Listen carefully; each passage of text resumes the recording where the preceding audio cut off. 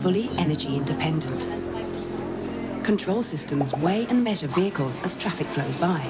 Those that pass are allowed into the city. Overweight and oversized ones are reported and diverted to maintain functional and damage-free roads and infrastructure. AI 1, 2, 3, 1, 2, 3. And traffic and alert drivers through curb limits in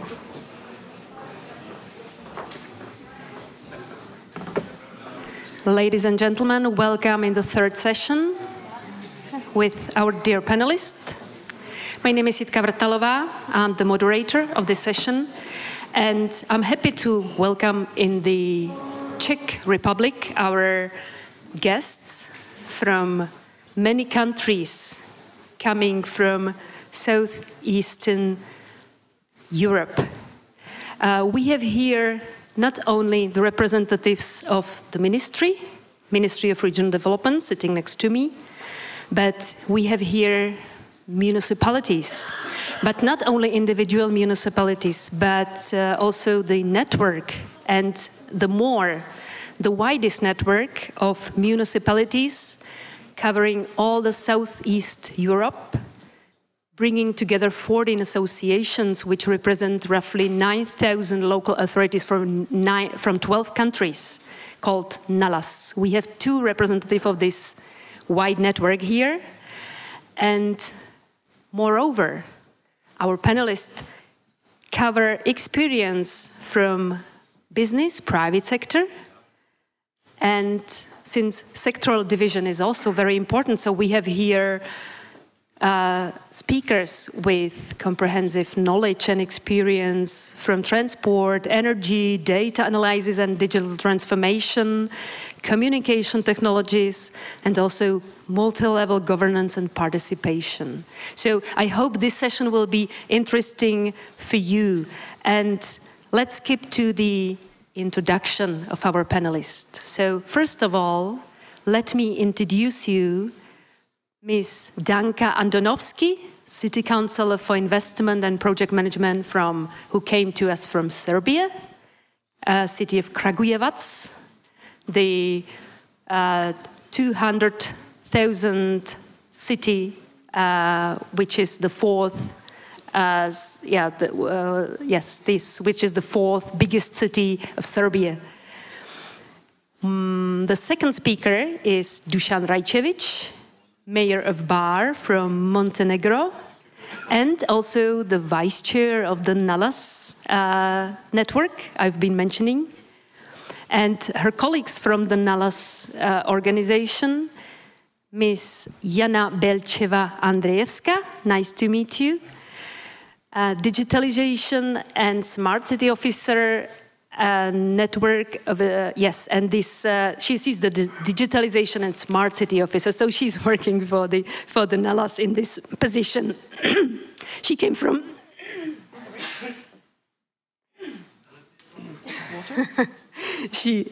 these two people, they came from Miss Belcheva came from North Macedonia, but in fact we have here 12 countries with her and with Mr. Raičević.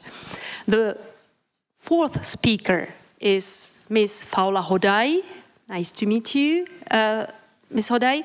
She's the Director of Innovation from the Directorate General of Information Technology, Innovation and Data from Tirana municipality. She came from Albania. And well, we shouldn't miss definitely the host country. So this is Ms. Zezůlková. Yes, that's right. Ms. Zezůlková, working for the Ministry of Regional Development, and she's at the position of Head of Urban Policy and Strategy Division, Department of Strategies and Analysis of Regional and Housing Policies.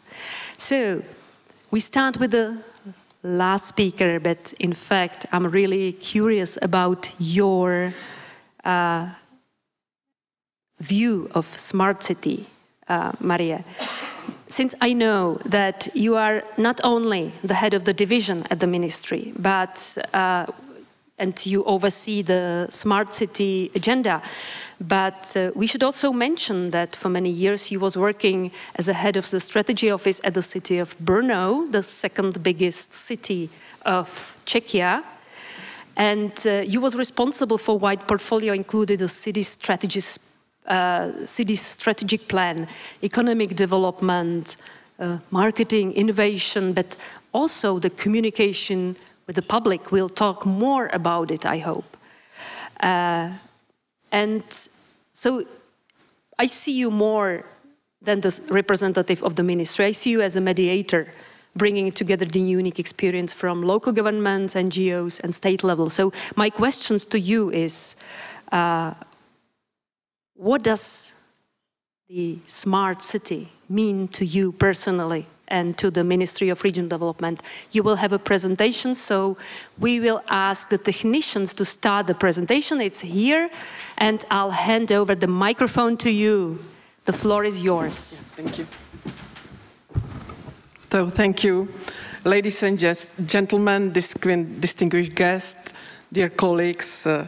It's a really great pleasure to be here with you.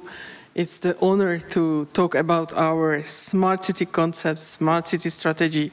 As Jitka said, I was working from long time at the local level, municipal level. So my huge experiences came just from the local level. And I don't know who said this in this morning, that the cities are really in the front of the citizens. So it's right now that we talk about smart city, because we talk about digital transition, green transition, etc. And we should explain to the citizens what does it mean in reality. I would like to talk you today about Czech experiences, because we are one point a special country with the number of the municipalities. The question was, what does it mean for me, smart city? So smart city, it's not for me not only about technologies, but mostly about sustainable development and the services for the citizens, so about the quality of life. We try to cooperate with the Ministry of the Industry and Trade, and we try to, in one side we have the cities and municipalities and regions, and in the other side of the Ministry of the Industry and Trade, they have businesses, they have companies, and so we try to cooperate just in the field of smart cities together. As I told you, our country our settlement is very fragmented. We have 2,058 municipalities, so it's very difficult to cooperate. The platform for the cooperation on smart city field, it's very important. We have quite 5,000 municipalities, less than 1,000 inhabitants. So it means that our country is in one side very rural, but in the same time we are a very industrial country. And thanks to European Union, we have integrated tools. What does it mean? That we have integrated investment, territorial investment, and also we cooperate with community-led local development.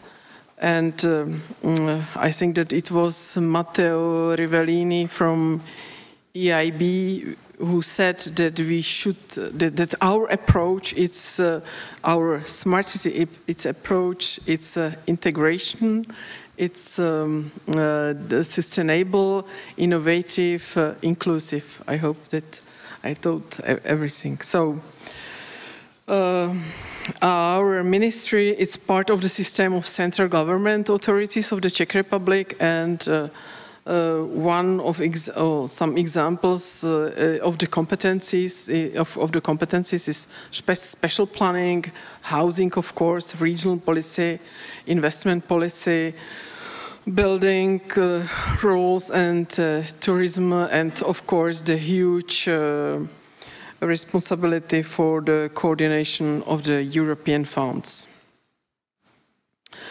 What are our main activities in the field of smart solutions? So the first of all is the implementation of the smart city strategy via implementation plan. The second one is the concrete project which we do with the cooperation with the Ministry of Industry and Trade. This is the 5G for 5 cities project. And of course, we cooperate also with the academia, so with the Charles University, we do the Smart City Compass. I will explain you later what does it mean. And we do also the competition, Smart City competition, and we do the projects from the Horizon Europe and the European project Urbact. So, as I said, that the important in the field of smart city is the cooperation between both ministries.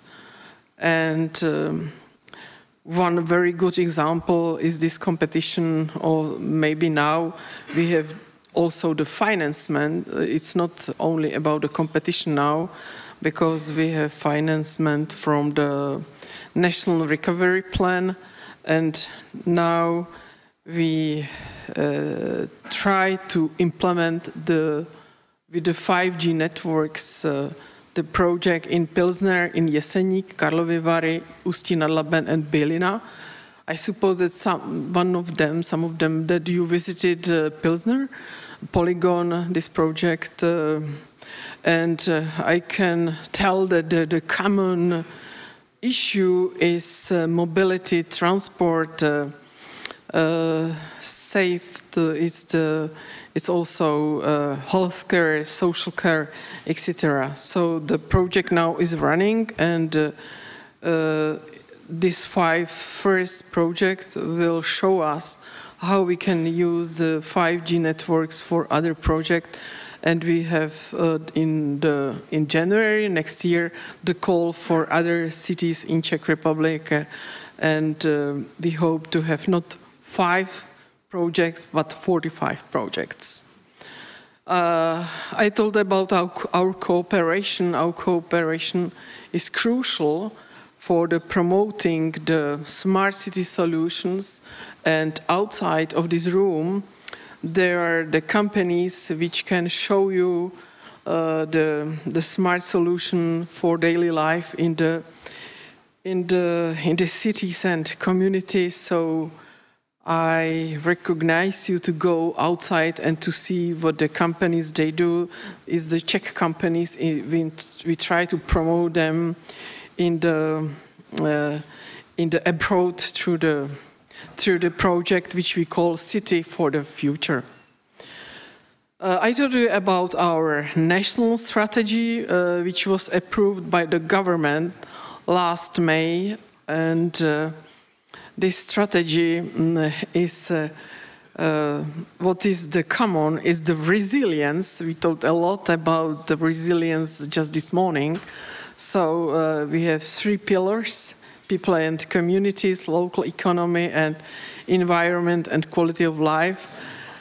And you can see this, these 4 main goals are divided by 16 components, and each components are divided into specific objectives, and each specific objective has type measures, which we have 64, and it's important for one reason, that each ministry is responsible for certain type measures, and we try to cooperate in the interministerial way. So it's not only Ministry of the Regional Development or Environment on the transport, but we try to cooperate really together.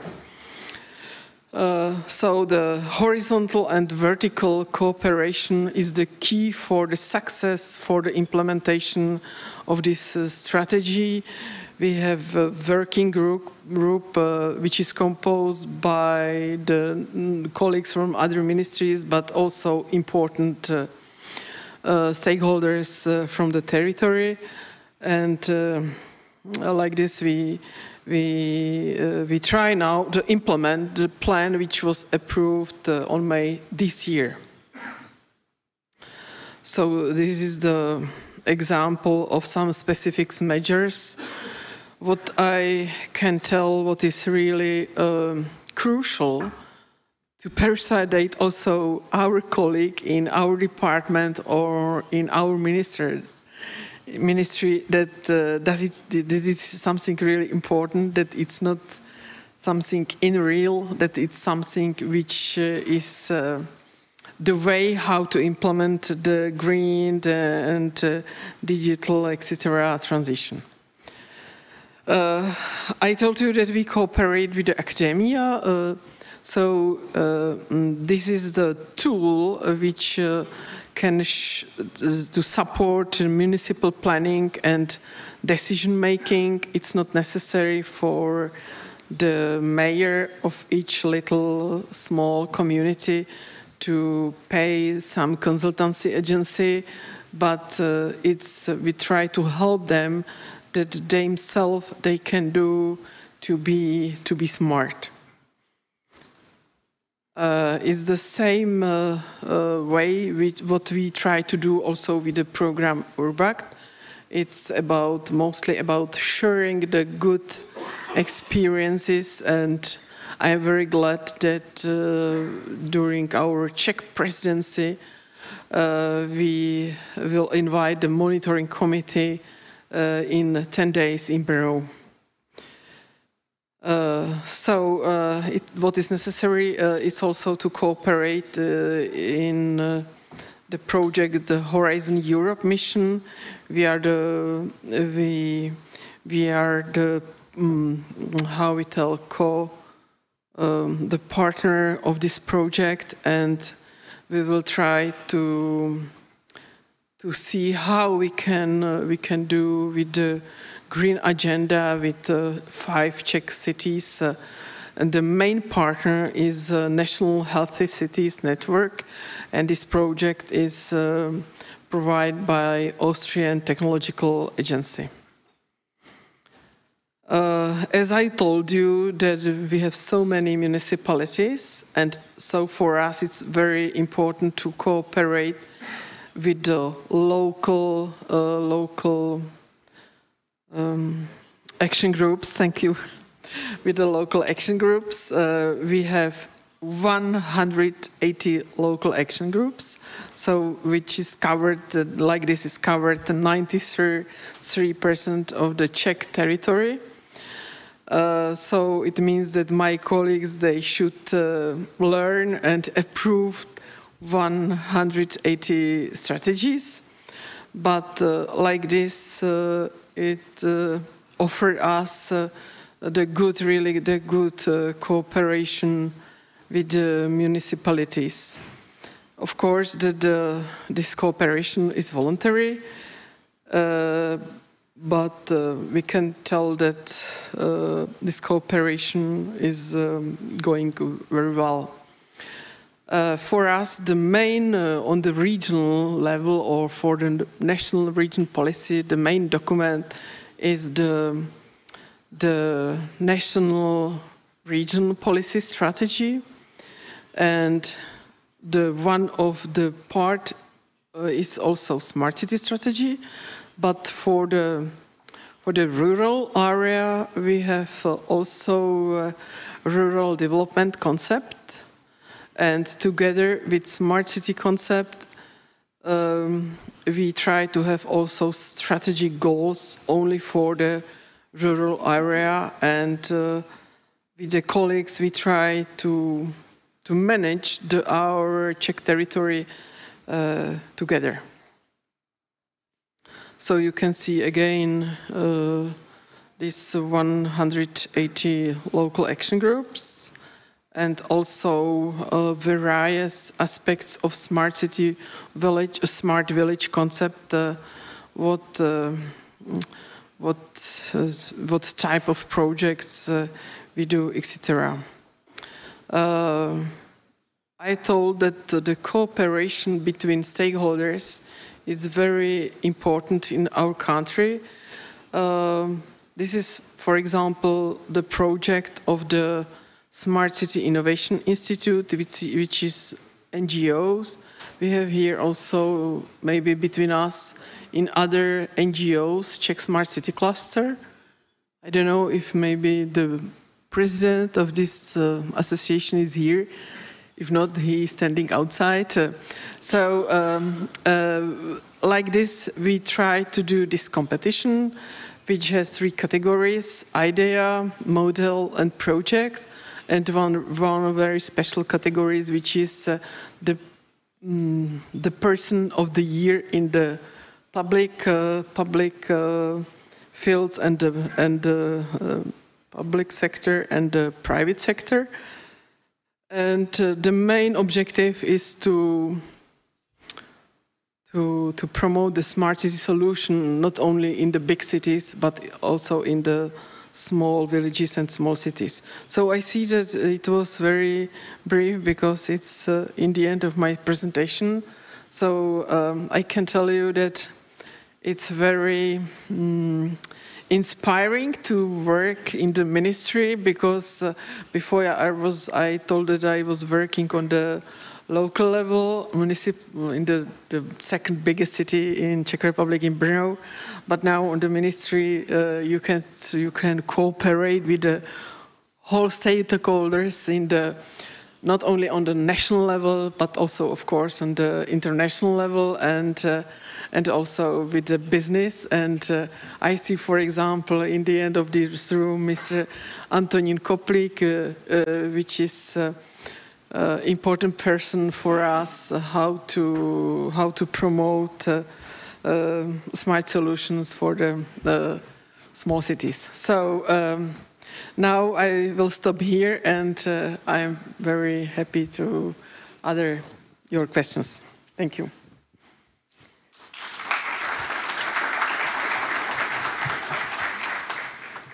Thanks also from my side to Ms. Zezůlková, who introduced the agenda of Ministry of Region Development. Next panelist I would like to ask for is Ms. Jana Belcheva Andreevska, coming from North Macedonia.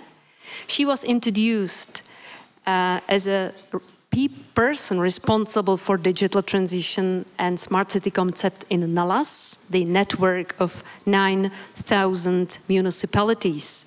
But we should also mention that she is connected with the city of Skopje, being the city council for the Centar, am I pronouncing it well? Centar municipality, which is one part of Skopje. And I was really impressed by her experience in the field of information and communication technologies, covering last 20 years, but also Earth observation and geoinformation technology. This is my question to you, Jana. What all areas of development of the smart city concept encompasses for you? It was mentioned that also the quality of life and the sustainability shouldn't be missed out. So what's your opinion on that? The mic's yours, it's lying over there. Thank you. Thank you for the introduction. Thank you for inviting NALAS to be on this panel. It's my great honor to be here with all of you. Just to correct you, we are the network of the local government associations of Southeastern European countries. So we are representing here the associations, and then the associations have their members of municipalities and local governments. We have also here our president, the mayor from Leskovac, sitting in the back. But to go back to your question regarding the smart cities, for me, how I consider the smart cities, it's how to use the data and information technology to improve the three main areas. The first area is to improve the internal processes of work inside the local government administration. The second one is how to improve the good governance principles, how to be more open, more inclusive, how to promote the transparency and participatory approach with the citizens. And the third and the most important, why to do all this for the welfare of the citizens and for improving the quality of life by delivering better services, by delivering the environment.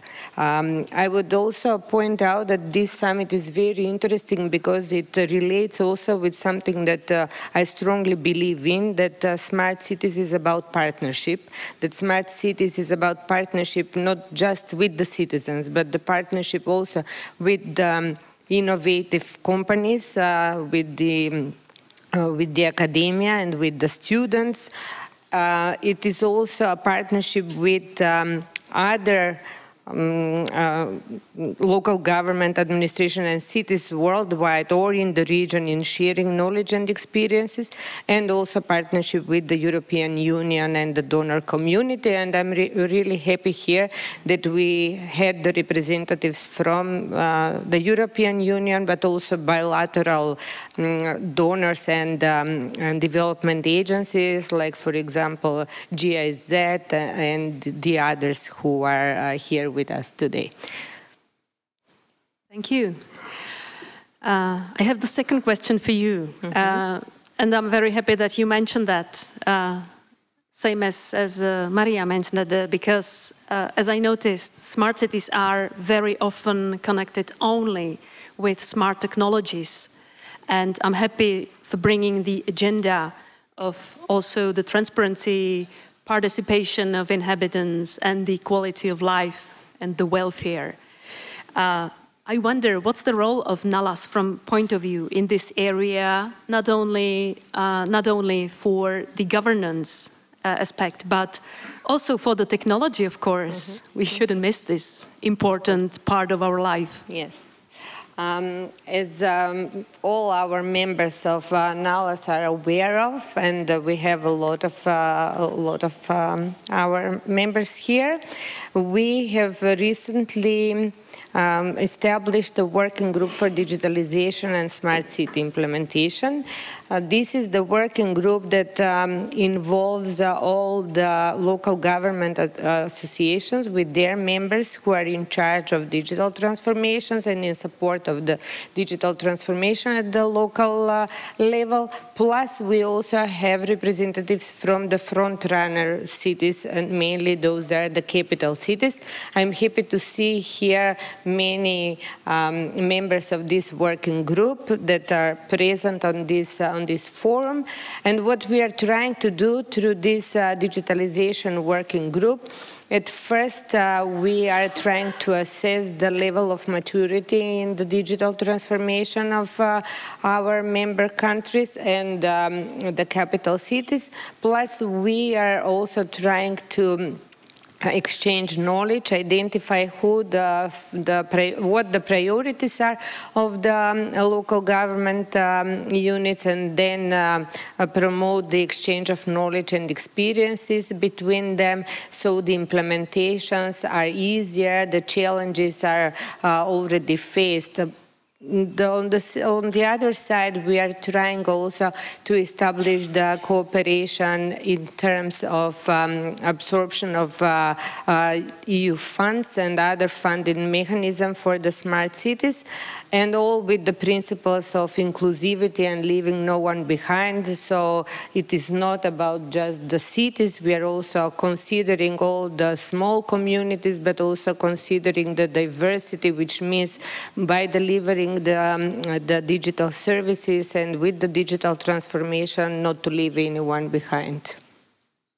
Great. Thank you very much for your answer, for your very well prepared answer. The next panelist coming to us and the only man in our panel, unfortunately, Mr. Dušan Raičević. Welcome here in Czech Republic, Mr. Raičević, who came from Montenegro. Mr. Raičević is a mayor of Bar, a town of population of 40,000 people located at the seacoast, as I found out in Wikipedia. And he is also working in Nalas, same as Jana Belcheva, as a second vice president. And we shouldn't also forget that he's the president of the governing board of the Union of Municipalities of Montenegro. So this is quite a respected position for you as the voice of municipalities and people living there, in not only in Montenegro, but in the whole of southeastern Europe. So please, my question is, what does the smart city mean to you? Well, thank you for allowing us opportunity to participate in this forum, because it was very useful for all of us here, especially for the delegation of Montenegro, to be in a position to receive some new knowledge, information, and to share the experience that we all have. The first and the most important thing for us to know is why we are insisting on implementing smart city concept. So we have to simplify the answer. So the only reason why we are doing that is to make the life easier for our citizens. They are going to benefit from the services that we are providing as local authorities, but also making easier life for the members of the administration to create politics that are more oriented and focused on the needs of the citizens. So that's the main reason, and maybe the main answer for all of us. Why should we insist on the smart city concepts? Because we are going to be closer to the citizens. We are going to be in a position to collect the data and maybe to know better what their needs, specific needs are. In terms of communication, in terms of transparency, that is something that all the countries from the Balkan region needs.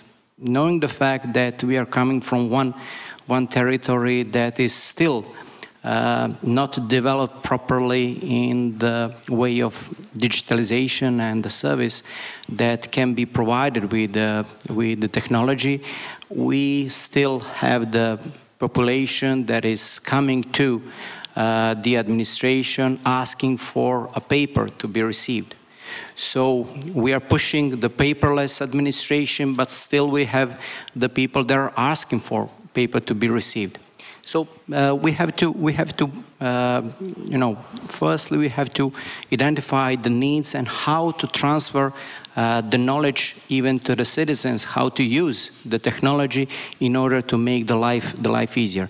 It is not an easy process. We are facing huge challenges, and the Union of Municipalities of Montenegro, with the cooperation of the Nalas network, is doing all that we can in order to create the solutions for the municipalities in Montenegro. We have 25 municipalities in Montenegro, but every single one of them has its own specific need, So by talking about the smart city concept, we have a buffet full of solutions, but we have to be very smart to choose what solution is needed for specific city. So we have to have the tailor-made approach for every single city. And one thing that is very important, we heard Jana talking about the partnership, but we are missing one thing. We also need to have the partnership between the users, between the municipalities, but also partnership with the central government. We are missing that. It was very good example from the Czech how they are doing that, because I think that especially we in Montenegro are missing that. Maybe some of the countries of the region managed to surpass that problem, but the partnership with the government is a need. So the strategy for the smart cities needs to be implemented from the central government and then forwarded to the cities. Right now we have the vice versa process. Cities that are doing the smart concept by their own and facing huge problems and the challenges so far. Thank you for a great answer. And multi-level governance is the great topic mentioned also by other speakers, and I hope we'll come back to it later. But for the moment, please let me introduce the next panelist, who is Ms. Danka Andonovski, the City Councillor for Investment and Project Management, coming from Serbia, Kragujevac. She will introduce herself by the presentation. So before the it's also online. So no more words needed from me. So Danka, the floor is yours. Thank you very much, Jitka, for your kind introduction.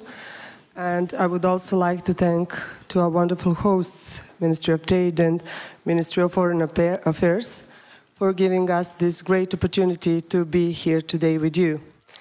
And before I start my presentation, I would like to do a little quiz with you.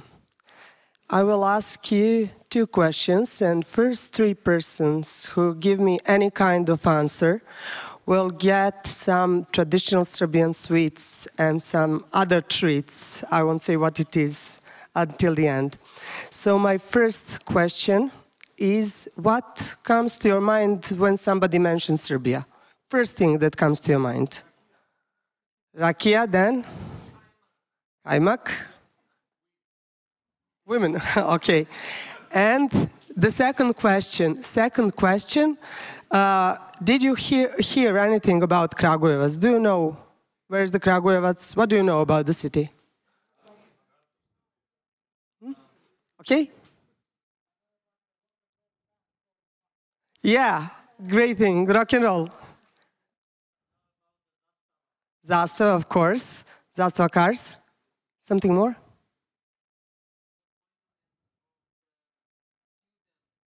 Okay. Okay. Thank you very much for your answers. Your presents are waiting for you at the end of the session, okay? And I will tell you at the end of my session why your answers were so precious for me. And let's begin. Smart from the start. It sounds a little bit modest, right? But let me explain you this title. As Jitka said, Kragujevac is the 4th largest city in Serbia with approximately 200,000 citizens. The city is at the same time administrative, economic, educational and the health center of Šumadija region, central region of Serbia, and western region, which means that almost 2 million people, or more than 2 million people, gravitates toward Kragujevac. But the historical role of Kragujevac is actually much bigger than its size. Kragujevac is the first capital city of modern Serbia. At the beginning of 19th century, just after Serbia achieved liberation from the Turkish Empire, Kragujevac was the first capital city. And at that time, like nowadays, a government situated in Kragujevac thought, how could we improve the life of our citizens in the Serbia, right? And in the city, as Dušan said. That was always the goal, that was always the target. So in less than, as I could see, 70 years, we adopted first constitution, established first court, first theater, first high school, first gymnasium, which is the base of the future university, first Serbian factory, there is a beginning of the first industry in Kragujevac, and even first newspapers and first electric bulb. And hopefully next year we will be the first smart city. We are striving a little bit, we have a dead heat with niche, but we will see who will be the first. So we have to do some pre-steps in order to become a smart city, right? We have to do something to deserve it. And the first precondition that has been fulfilled is that in Kragujevac we have a state data center. Why this is so important? Besides, we have a local strategy about smart cities in Serbia. And besides that, Serbia decided to invest, as you can see, 30 million euros in a first phase in a state data center. Besides artificial intelligence center and platform for Microsoft, Oracle, IBM, Huawei, in our state data center, there is a future national smart city platform. And this is a precondition, of course, to have smart city. So, in the second phase, the government will make in the surroundings innovation district, which is also important for IT labs and IT community. This is also really interesting information, is that we did a feasibility study for data center waste heat utilization. We will make heating of our clinical center with the waste heating from the data center. The next logical step to do was to establish our own data center. So we did it. With the Chinese donation of $2 million and Huawei Smart Technology, Huawei implemented the project, we made the city data center, which is governed from the headquarters of the municipality, and which collects data from private, public sector, and also from university. It enabled us to make Kragujevac Open Data Portal. At the first time when we decided to do that, we had a dilemma whether or not it's going to be utilized at all. I mean, well, the citizens will be interested in our energy problems and expenditures. But we decided to go through it because greater transparency and better linking, because it is just a matter of the trust with our citizens. And it proved that we were right. So the citizens animated us not just to make the machine readable format, but to make visualization of the open data. And now we have great interaction with our citizens about spending the city taxes in amount of 6 million euros per year on energy. Also, Kragujevac and Niš are the first cities in Serbia that using general transit feed specification, open data, placed public transport on Google Transit. This is really amazing thing because you can open Google Map and see the entire territory, where the bus is, how long you should wait for the bus. We have installed cameras, passenger counters, sound and visual annunciation of the next step. We can pay digitally with bank cards or specific EKG cards. And as I said, monitoring vehicle tracking in a real time. EKG citizens, this is application, that is service for reporting the problems which citizens have in a communal categories or any other categories. It's, as you can see, 30 categories and 60 plus subcategories. You can just use this application and to report any kind of problem. Kragujevac is the first city who opened the first counter for support in opening electronic identity of citizens. We have, in other words, first public e-desk to apply, for example, for any kind of document any citizen needs, whether it's personal document like ID or passport, or some other documents that they need. We have recyclements. I mean, this is more concerning green agenda. We have 6 recyclements until now. What is interesting that this smart machine are not just used for sorting the packaging waste, plastic bottles, cans, glass packaging, but it can also convert monetary amount to your bus tickets cards. In GIS, we recorded over 600 kilometers public roads in the city, which is really important for us because, for example, if tomorrow we are making 3D visualization of the city, we can use this recorded streets because they include all possible data on each street. This project is ongoing. LoRaWAN, I suppose that you all know what is it all about. It's the local wireless network for reporting problems in any aspects of living. You have sensors there, and the sensors are registering the problems, then via Wi-Fi sending to the authorized service in order the problem could be solved. This is currently an ongoing project. We already changed our solid heating boilers and switched to the gas. It's also state investments, Siemens technology, control by SCADA. And this is our first future project, Smart Rural. This project is really important for us because Kragujevac is surrounded in Šumadija region with 78 villages with long tradition in agriculture. But due to long-term, continuous actually, migration from countryside to the city, our villages are pretty devastated.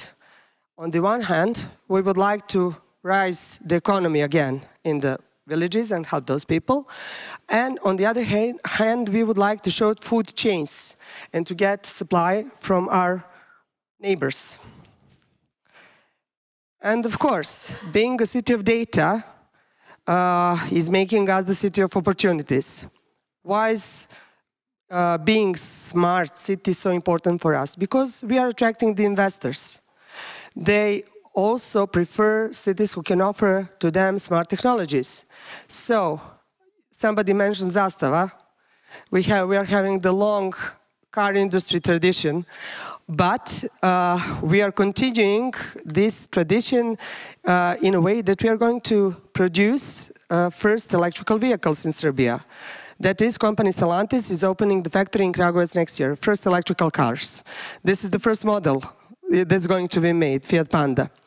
And on the other hand, as I mentioned, we are tracking the investors. We have a green field just beside the Kragujevac. It's a private company who are treating investors like, you know, giving them a turnkey into the cans, trying to satisfy all their requests, fully communally equipped. And we have until now Siemens, Alstom, Bombardier, and many, many other companies there. State supports this project as well as the city.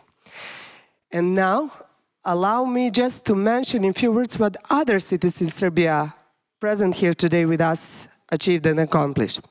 City of Novi Pazar, hi Novi Pazar. They have a new biomass heating plant. It was the state project implemented through the Ministry of Energy and Mining, and 6.5 million euros worth. And it was implemented together with Swiss government and German Development Bank with support of 1 million euros. What did they get? They get cleaner air, of course, because the reduction of the sulfur dioxide, for example, is completely 100%. The reduction of carbon dioxide is 87%. They have less losses in of the heating in the water pipes. It was 20 to 22%, so now it's 8%. And of course, available heating 24 hours. Also, Novi Pazar, what they have done until now is they finished and completed 3D visualization of the cultural heritage monuments who are at the UNESCO lists. So they're also preparing themselves for 3D visualization of the city. Then, city of Niš, an exceptional place to live. And I can tell you it is an exceptional place to live. City of Niš has something that we still don't have in Kragujevac, but hopefully we will have it next year. City of Niš has Science Technology Park, and it's really impressive.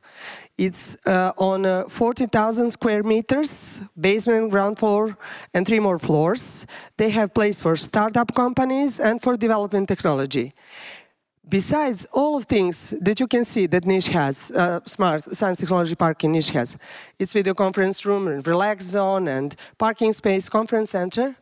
You can see what companies has startups there, and scale-up companies also worldwide. What is the most important thing about the about the scientific park in Niš? The future Smart City Monitoring Center will be there. So they will use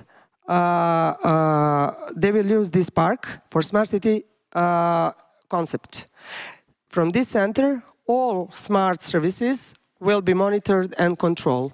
Municipal weight, video surveillance, traffic monitoring, smart bus ticketing, everything possible. Also, they did 45 kilometers of sewage network. The construction was financed for EU fund IPA 2018. And let's mention just two more cities: City of Leskovac, awarded as eco-municipality of Serbia in category of water management, because what did they do? They did water system Barije and plan for drinking water Gorina, and wastewater treatment plan in city sewage collector. Reservoir Barije was built 30 kilometers upstream from Leskovac on the Veternica River, and the priority was accumulation of the water supply of the city for Leskovac and surrounding settlements for 90,000 users.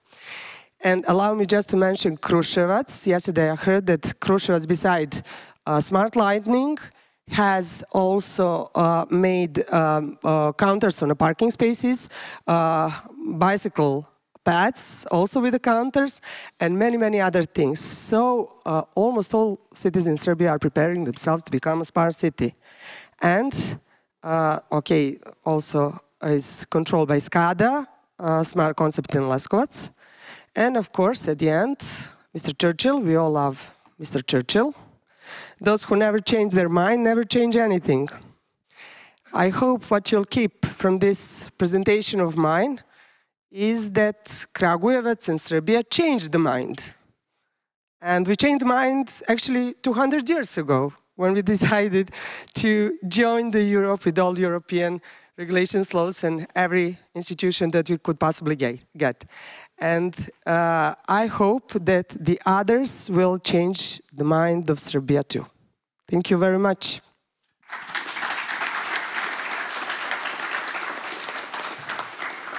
Thank you, Danka. I'm open for your questions, of course. Thank you, Danka, for framing also the people's aspect and your own experience. Your presentation, by the way, was named, as if I remember that well, Smart from the Start. In fact, I think I got the impression that this is quite advanced data management in terms of the Kragujevac Smart City Network. So I hope we'll come back to it and your experience with this, and I'm happy we have here also the IT specialists here with us, and we'll talk more about the challenges later on. But now I would like to introduce you our last panelist, who is Miss Faola Hodaj. She will have the presentation as well. And she is the innovative director of the Tirana city in Albania. And she came to Czechia with her previous business experience as a trainer, as a mentor. And I'm really curious about your experience with small businesses and startup ecosystems, as you name it. So please, the floor is yours. Do you have your presentation here with you? Yes.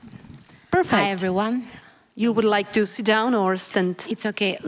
I'm the innovation person, but two innovative ways were already used, so I'm presenting from here. Okay. Okay.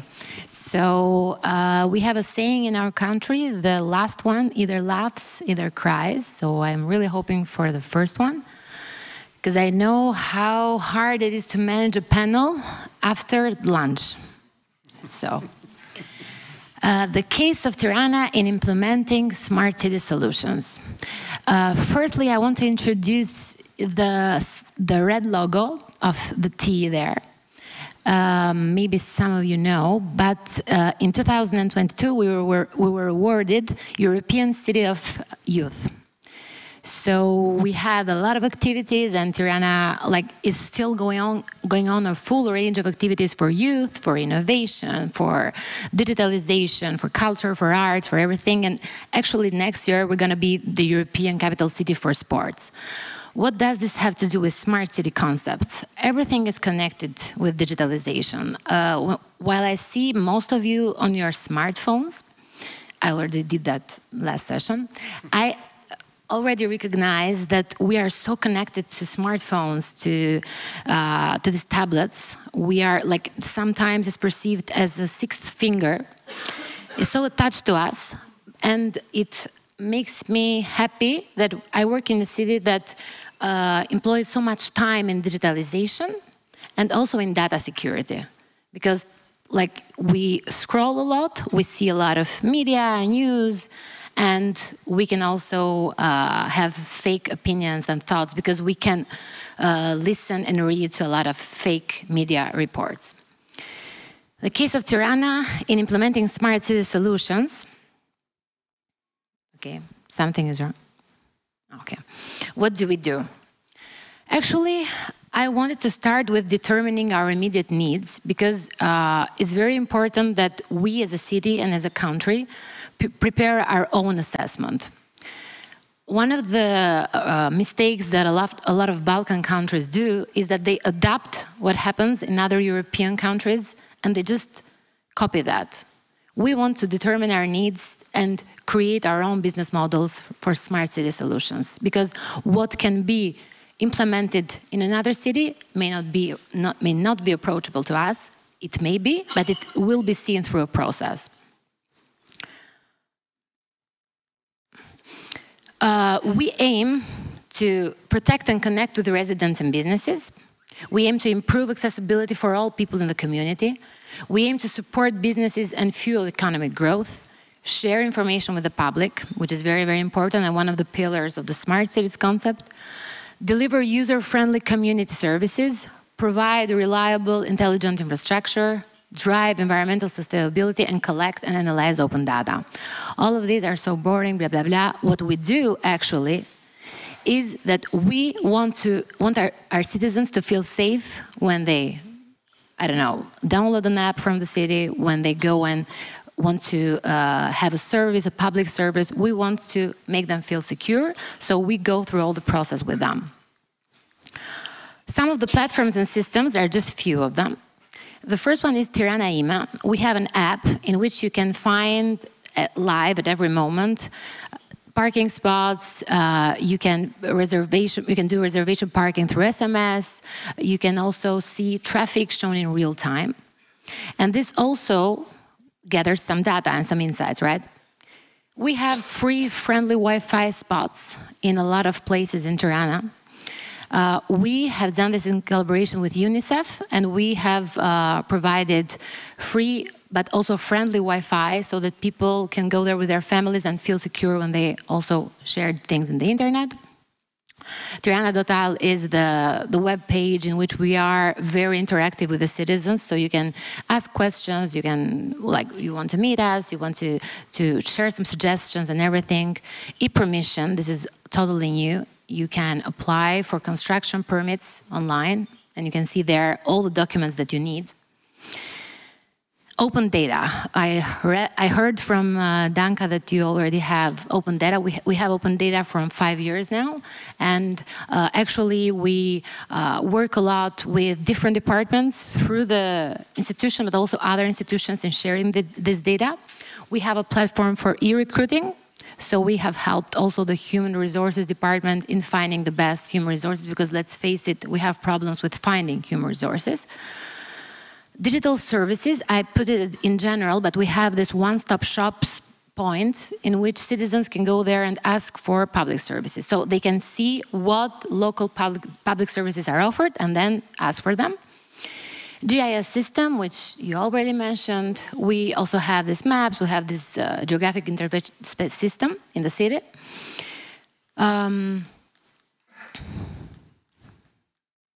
Digital Tirana is a new platform that we have for startups. I want to stop here because this point is very important to put an emphasis here. We have collected a general database of startups, businesses, scale-ups in the city so that we can help youngsters and they can help us in providing better public services. What do?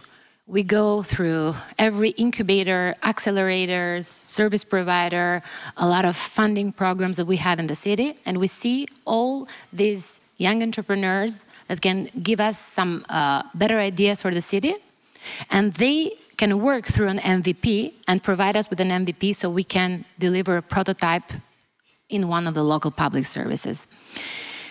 Online payment of local tariffs and taxes is also an added value that hotels can now pay online their taxes, for example, because we gather their taxes. And lastly, because I don't want to go in a lot of details, I believe we are building an inclusive, easy, accessible, and creative city so that we give our children and our community a better chance. Saying this, I want to stop in inclusive by saying that we want all people, not from urban areas, but also from rural areas, have digital access, easy accessible so that we are there when the citizens need us. And creative means that everyone can give an opinion and we can have decision-making in another level. So thank you.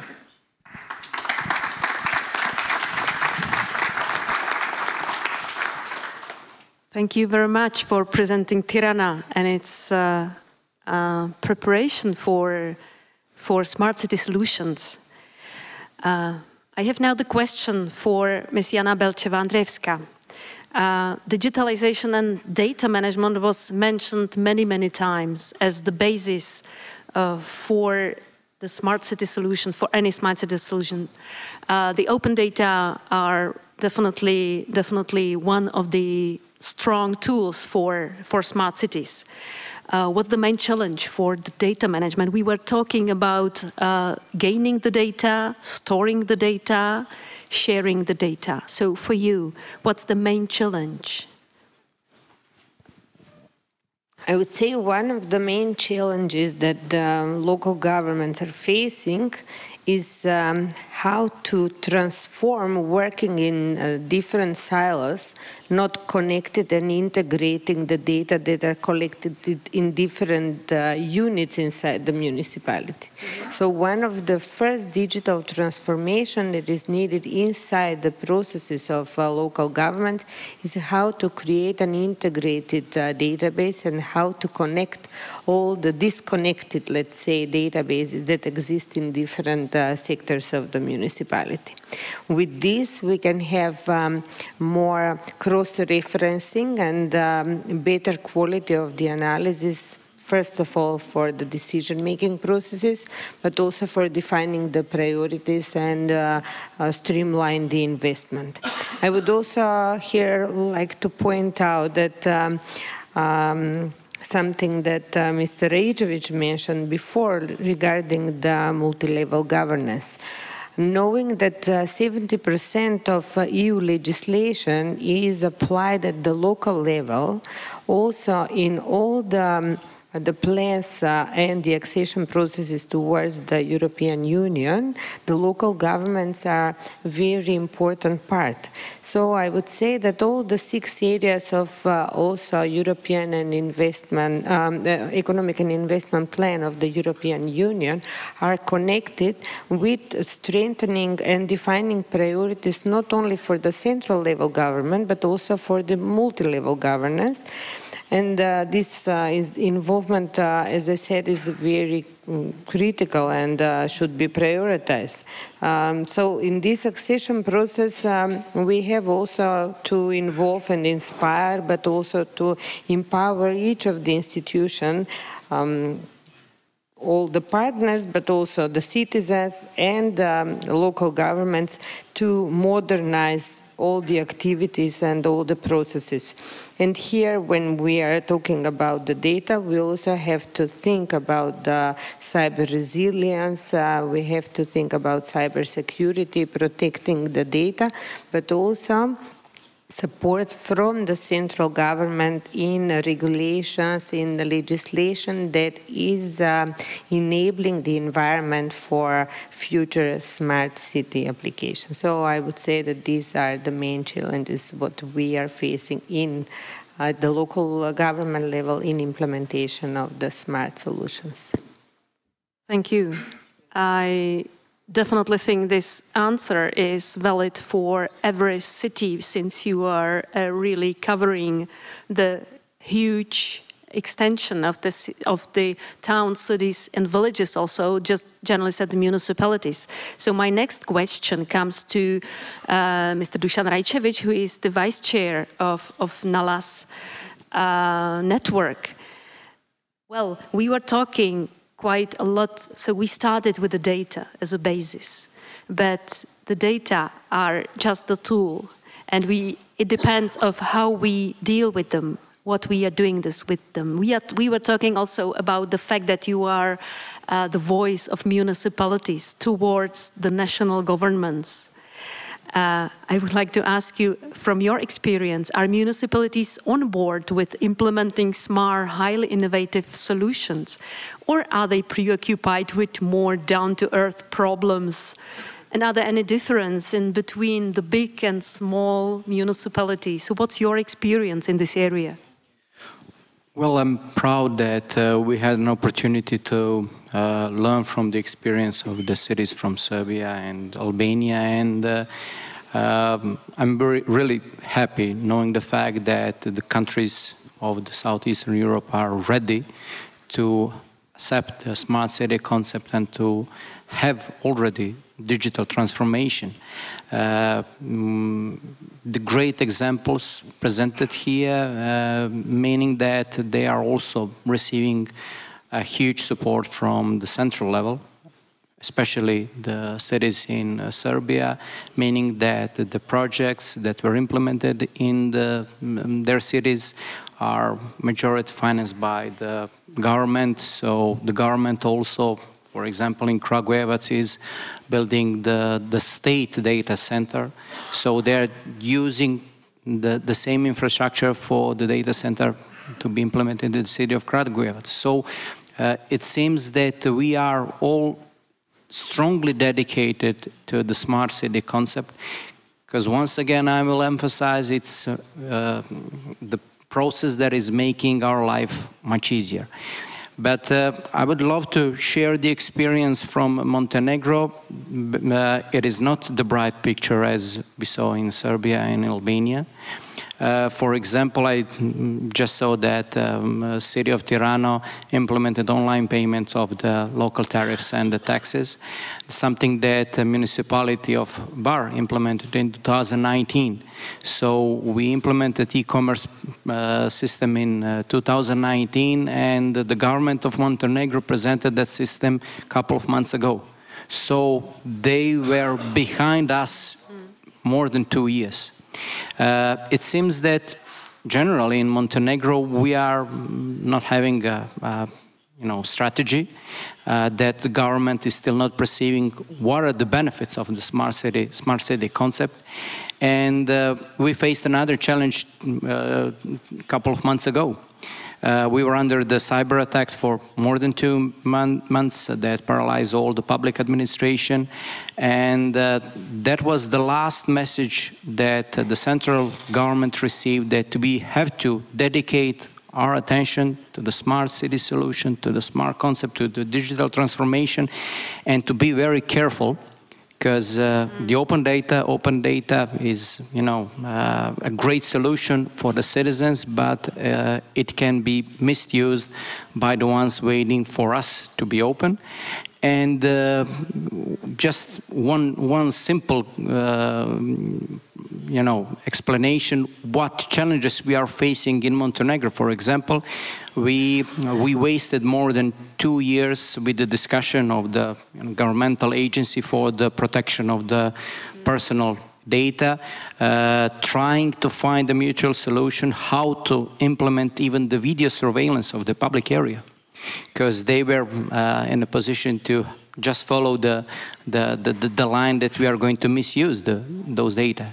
So still in Montenegro we are facing the huge challenge from the central level. The cities are prepared as well as we are ready to learn from the best practices, to implement and to custom-made, the tailor-made approach for every single city in the Montenegro, because we all have special needs.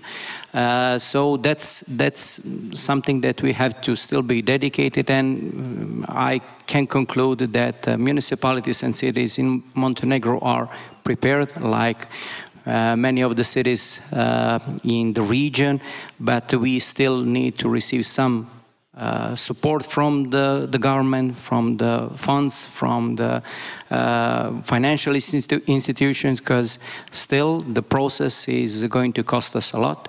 We are talking about the solutions, but we are not talking about the funds that are needed to be provided for the purchase of the hardware and software components. So it is an approach that we are already accepted, but still takes some time in order to come to the position to be recognized as a smart city. Thank you for giving us your view of this aspect. And I agree, the more open the systems are, the more vulnerable they are. And with Internet of Things, when every refrigerator has its own sensor, the more vulnerable the system becomes. So this is more or less the questions for everybody. How do you face these challenges? And are they also the challenges from you? For example, Danka, you had a very impressive presentation of Kragujevac's data network. So do you see it? What are the, I would say, challenges regarding the implementation of smart city solutions? What challenges do you see in your city and in your country? Okay. Well, the main challenge, although, as Dušan said, we have full support from the government of the Republic of Serbia, because the government has the smart city local strategy and state strategy, both state strategy and local strategy. On the one hand, on the other hand, we are facing the problems with the funding, of course. Funding is always the greatest question. So we are using, as you could see, for smart city local smart city platform, we used the donation of People's Republic of China. It was $2 million, and Huawei did it. So we are managing somehow to do in a prime time all requested, all needed things in order to cover all aspects of the smart city. And in that we are competing with the market and with the time at the same time, you know, because we need to close the story very fast in order to keep the city functioning and in order to keep the investors coming to Serbia and to Kragujevac.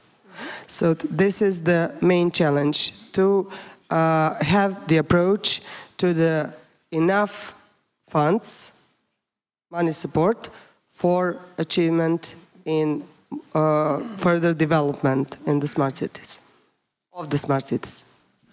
Thank you.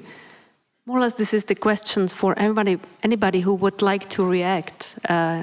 Maria, you've mentioned many areas of support. So for all of you, what's the most desirable support from the national level? Is it the legal framework? Is it the concept?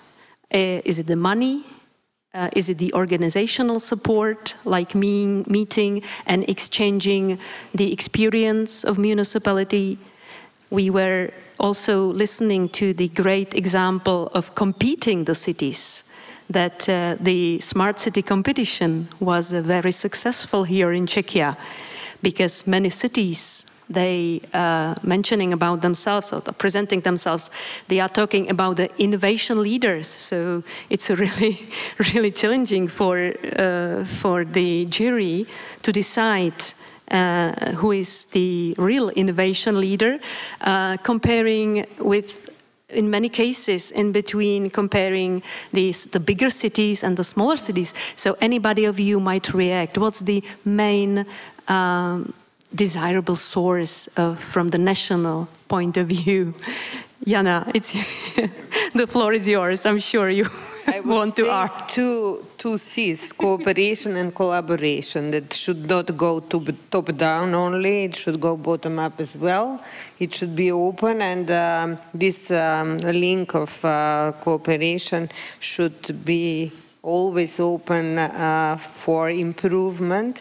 So I wouldn't frame it in one area. I would say collaboration and cooperation is the key for success. Okay. And we shouldn't miss the innovators, the young businessmen and entrepreneurs. So, Faola, could you say a few words about that? Yes, actually, before we go to the young entrepreneurs and innovators, because actually we say young, but according to statistics, I'm not young anymore. I feel young, so everyone can do that.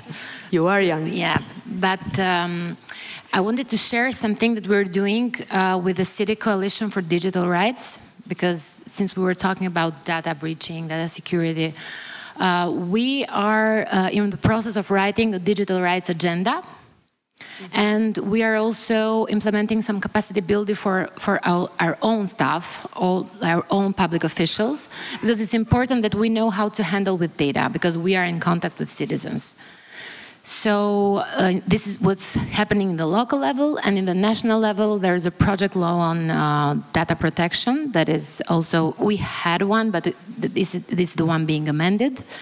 When we go to startups and innovators, I believe that cities themselves should find ways in which they can attract not only youngsters, but startups or scale-ups in proposing new ideas, new prototypes, like what can we do better? Because sometimes when you are working in an office, you cannot see things like a normal citizen just managing their own lives and everything. So we need these people that there are not just innovators, but sometimes they just can see through what is missing.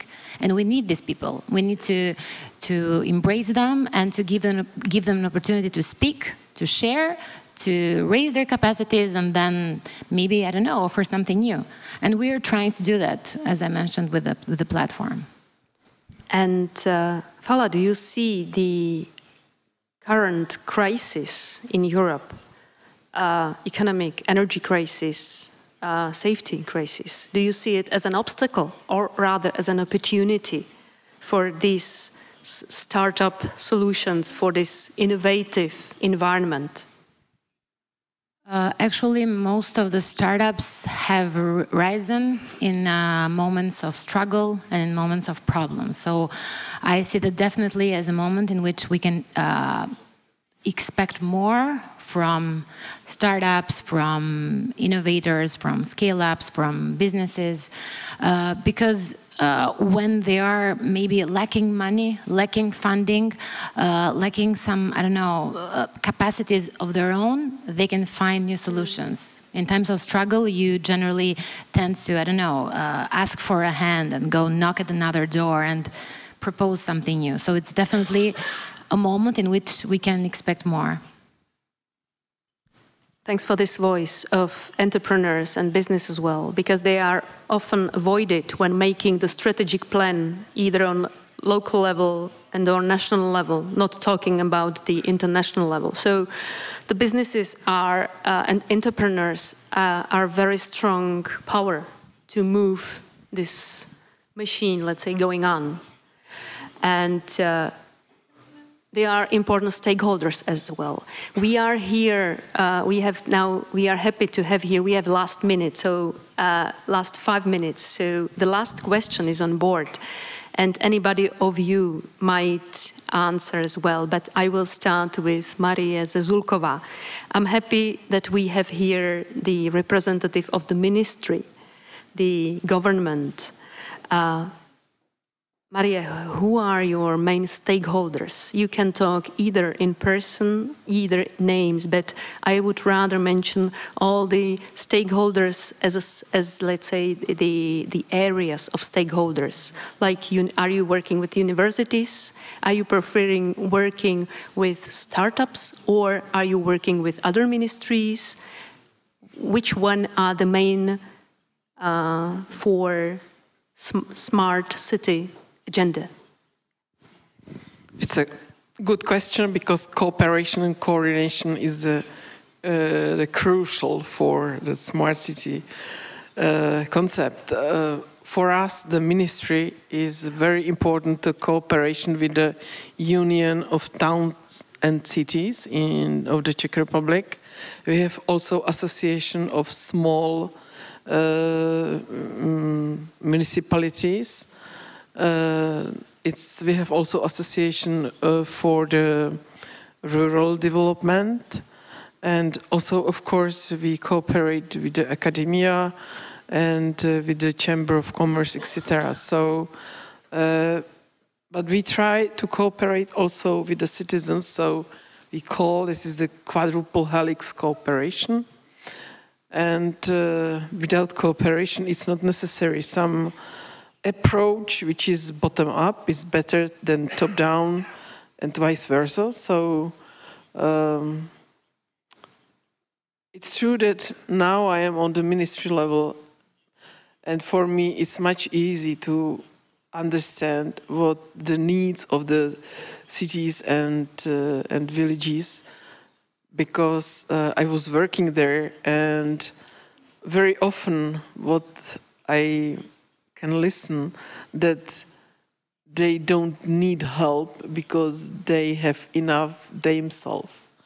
It means the budget of the for some investments for the development projects, but it's not true, because if you come from example as a Kragujevac, the city which 200,000 citizens, it means that you offer the services for whole area. So what I see here in Czechia, that we should cooperate not only in the administrative border, but in whole functional urban area, which is, I see, very smart for the development of the innovative solutions, etc. So yeah, it's crucial, and it's crucial for the government, and it's also the regional level. It's also very important.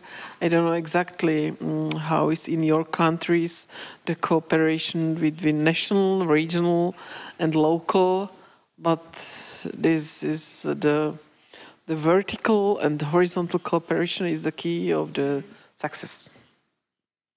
I think that was the perfect end of our discussion. This is not always about the money, but it cannot be possible. Making the smart cities wouldn't be possible without listening to each other, either on vertical and on the horizontal level. So, ladies and gentlemen, thanks to all the panelists who were here. They are still here. I'm sure you will have thousands of questions for them, so just feel free to ask them during the next coffee break. And thanks for your patience. First, thanks for being with us, and have a nice day.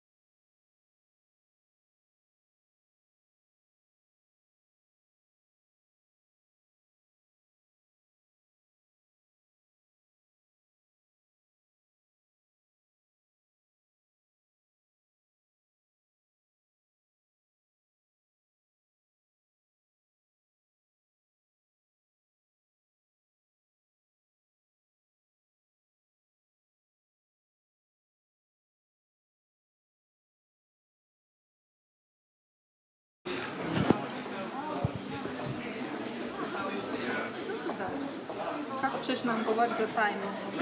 Hoćeš kucat u mikrofon. He will warn us. Okay.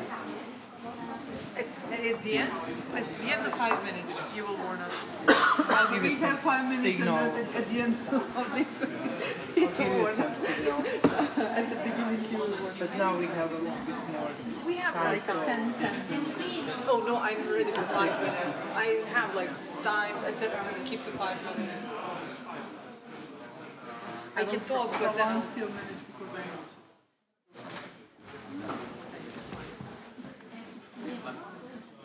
They are still here.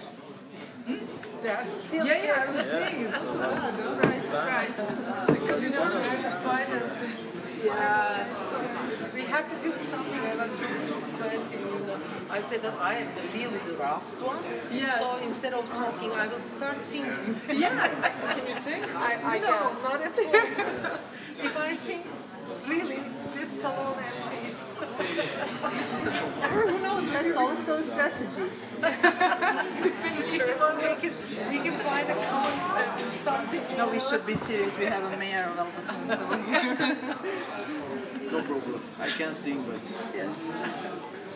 Okay, we can dance. Istanbul, I think everyone can sing. Yeah, Istanbul has vibe.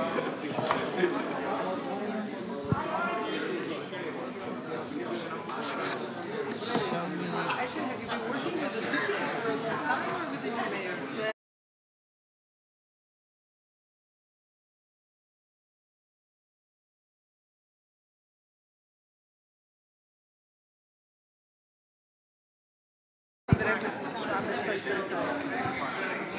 So.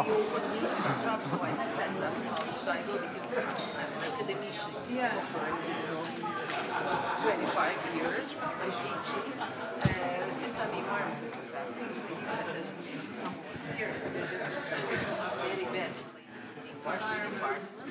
so right now we're doing really How? It's very interesting, yeah? Because I also saw in Jitka for the implementation of the plan, it was Professor Tarik, I forget now the last name. He also came from academia as well. It was a different team that was leading the development of the plan. Now the implementation, I was talking about working together. Yeah, we are doing everything together. Are we ready to start? Oh, yeah. Just fill in. Okay.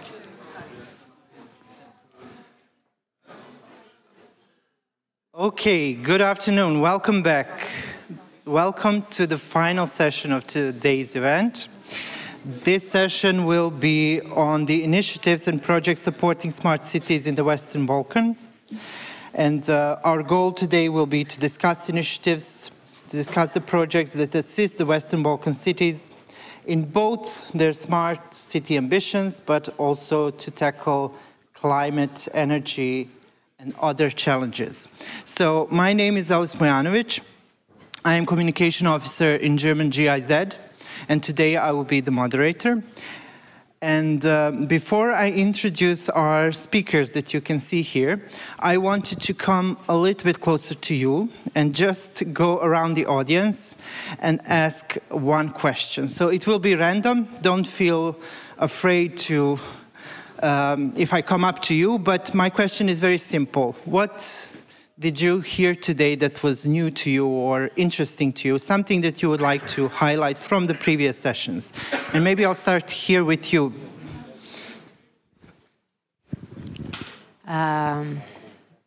New to me, I believe that everything was new because in the way that it was presented. New was the fact that someone had gifts for us. I didn't take anything from my country. And that a lot of cities had similar approaches, different approaches, but similar projects and mindsets. And could you just give your name again? Faola. And from Tirana. Tirana. Thank you. So I'll select someone else who wasn't a speaker, maybe. Maybe go to this section. And maybe here. Would you like to say? The most beautiful thing of today is the common sense that we have for the smart cities and all our job that we have to do for the implementation of all those ideas. Thank you. Luciano, Albania, Berat. So I was in the Albanian section here. Let's try to find some more people. Everybody's turning their heads away from me. Don't feel shy. Oh, volunteer, of course. We're going to Lithuania. Hello, my name is Thomas. As I am lonely representative of Lithuania, I wanted to say hello for everyone. Here I also the member of the project that the Lithuania Association of Municipalities sent me here to see how the smart cities works in Western Balkans. So in general, I haven't know a lot about Western Balkans and what nice initiatives you have. And also the smart cities as a term itself is not so popular in Lithuania yet. So I think we'll grow up in this field, and therefore it's very interesting for me to participate here, because I believe that a lot of things that we are talking about now today here, I will hear in the future in Lithuania and the Baltic states. So thank you once again for this opportunity. Thank you. Thank you. And maybe I'll try again with this section for the last input. Maybe we could go even further. I don't know how far this mic can cover me. Was there a hand raised? Yes, great. Coming. Sorry.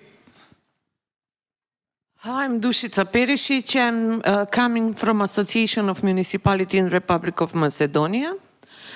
And we are trying to do our best for our country and for the municipalities. We already innovated several electronic systems, like electronic issuing the building permits, with what we started in 2013. After that, we transfer our knowledge and help Serbia to do the same. And in 2015 and in 2016 we did that with Albania. Of course we have another electronic system, but my personal opinion is if we like to achieve something more and something more successful, we have to have support from the central government, what in Macedonia is not case in the moment. Because I'm discussing several years with the central government about introducing the new system about collection of property tax, and it is going very difficulty. But I think that you know, everything is possible if you have a commitment for all sides, from central, local, non-governmental organization, and it is going a little more difficult than we expected to. Thank you very much. So with this, we heard a little bit from you, but don't forget, we will still have chance to hear more. So as we now move on and start introducing our speakers, start already to think about the questions you might have for later.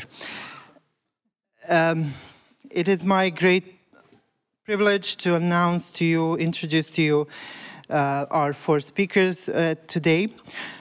With us we have the mayor of Elbasan, Albania, Mr. Gledian Latja. With us today as well. Yes, yes, yes. Welcome. Director of the Environmental Protection Department of the Istanbul Metropolitan Municipality from Istanbul, Turkey, Ms. Ayşen Erdincer with us. And also with us, Innovation Program Specialist at the UNDP Regional Office for Europe and Central Asia, Ms. Leila Sadiku. And last but not least, my colleague from the German GIZ, Regional Project Manager in GIZ, Ms. Dubravka Bošnjak. So what we have planned for today is to have one round of opening statements and presentations. We will hear from our speakers, roughly, we said 5 minutes from each of our speakers, but we'll see how the time management goes. We don't want to run over time, definitely not today. And then we'll have a second round with questions for each speaker a bit shorter at 3 minutes mark. So I would now like to invite our first speaker, Dubravka Bošnjak, my colleague. As a German federal enterprise, GIZ implements many projects in the region, in the Western Balkans, and one of them is actually EU for Energy Transition Covenant of Mayors in the Western Balkans and Turkey. This project is co-funded by the European Union German Federal Ministry for Economic Cooperation and Development. And I would be very interested to hear from Dubravka today what this project is about, how can it assist cities and municipalities of the region, and especially global initiatives such as Covenant of Mayors, how can it be applied in this context? So Dubravka Bošnjak, please take it away. Thank you very much, Elvis. Thank you all for having me here today. Good afternoon. I have to tell you one secret. Always the last session is the best session. So you will be, I hope, happy because you stayed until end of the conference. Before I start with the presentation of the project, I really would like to say big thanks to our hosts, and in particular our key contact partners from the Ministry of Industry and Trade of the Czech Republic, and especially to Veronica and Josef.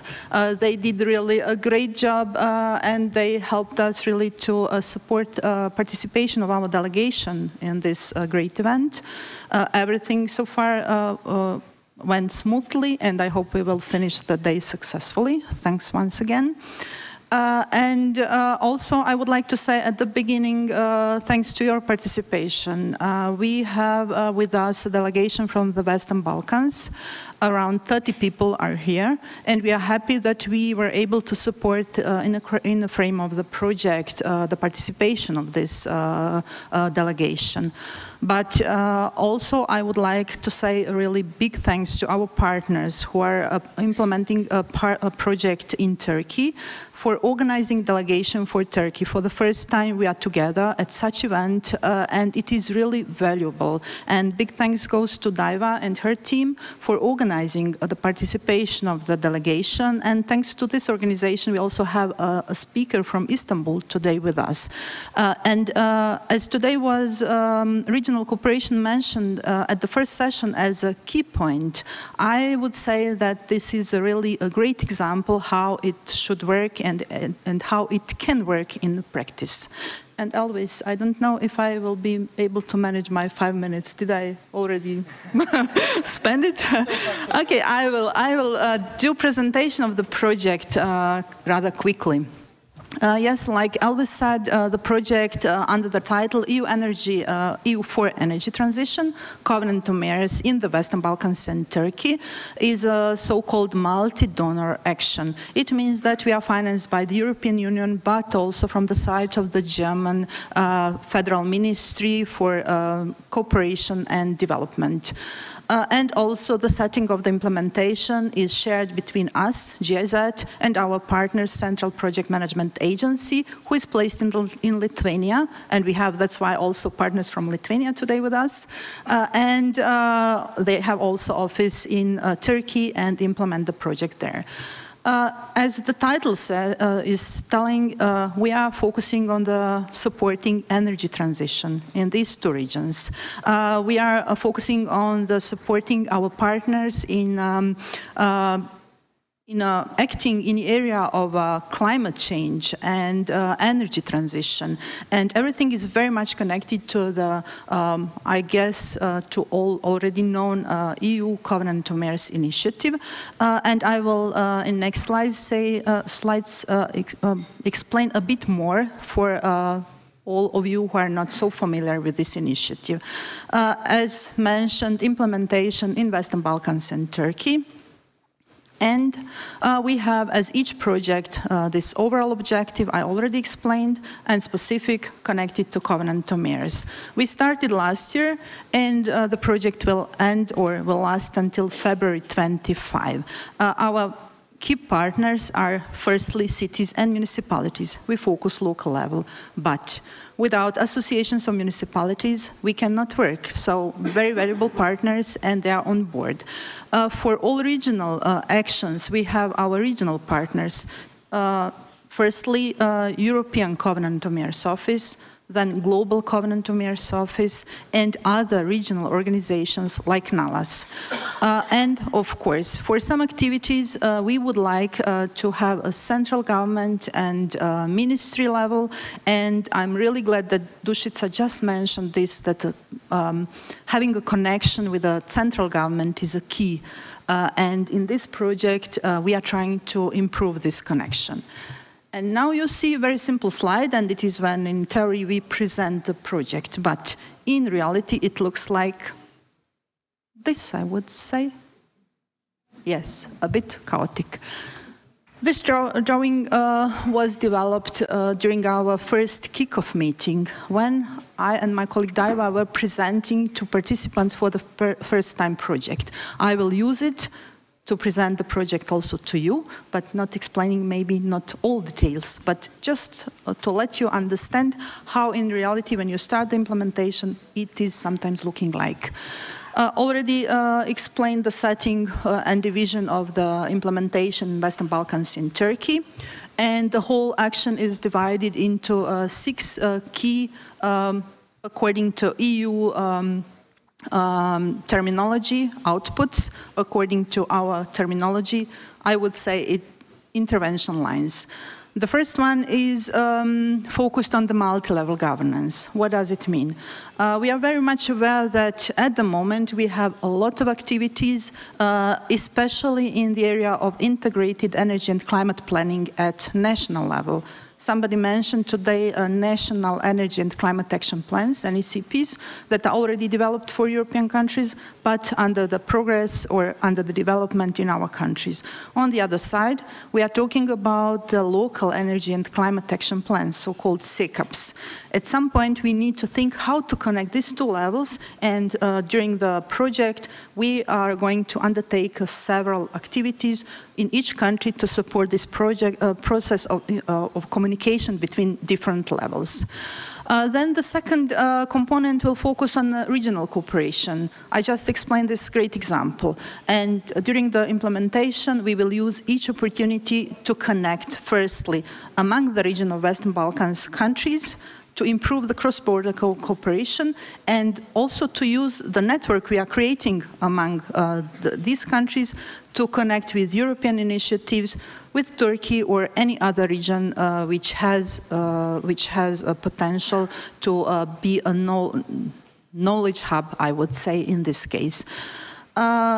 As we are very much connected to Covenant of Mayors story, we will support, and we are in progress in supporting certain number of cities in development their first SECAP. And also in parallel, we are supporting cities in implementation of SECAPs. So at the moment, we are working with around 30 cities from Western Balkans and more than 2-3 cities in Turkey. Comparing the size of cities, then you can imagine what does it mean. And a part to this, we are working, and we will focus on monitoring and reporting, support in this area. And I have mentioned at the beginning European Covenant of Mayors Office, Global Covenant of Mayors Office. Once we finish the project, we would like to have also Covenant of Mayors supporting help desk in our region, and this role will be given to NALAS. That's why we are very happy that we have in our region such organization like NALAS. Yes, and just a few words about the Covenant of Mayors. You don't need to read this. The Covenant of Mayors is the fastest, I would say, growing initiative in the last 15 years, I would say. At the beginning, there was a story that a few mayors were sitting together and that have realized that they have some common topics in the area, mainly on energy efficiency. They decided to start the initiative, and the initiative is voluntary. But once the city joined the initiative, then it has to fulfill certain obligations. The first obligation at that time was development of a sustainable energy action plan. Now it is a sustainable energy and climate action plan. 2 minutes more? Okay. Maybe one. Maybe one, okay. Then it's not up to me, it's up to techniques, so it is not working. Now it works. Yes, this growing initiative starts and with a few cities, as I said. Now the membership is huge. Around 11,000 cities are members of this initiative. But always very good to compare how many inhabitants have these cities. And in this corner right, you can see we are talking about millions of inhabitants.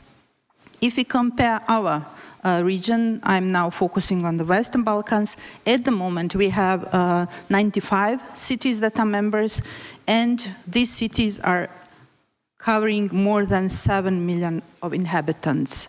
It shows how one initiative can have influence on the life of our citizens. So that's why we are supporting this process, and we will continue in this direction. And yes, my last slide, the SECAP, thanks to already developed Covenant of Mayors guidelines, each new member will receive or has received instructions how to develop SECAP, how to report, and how to have a benefit from the plan. So I will stop here. I will thank you for your attention, and I will stay for your future questions. So thank you.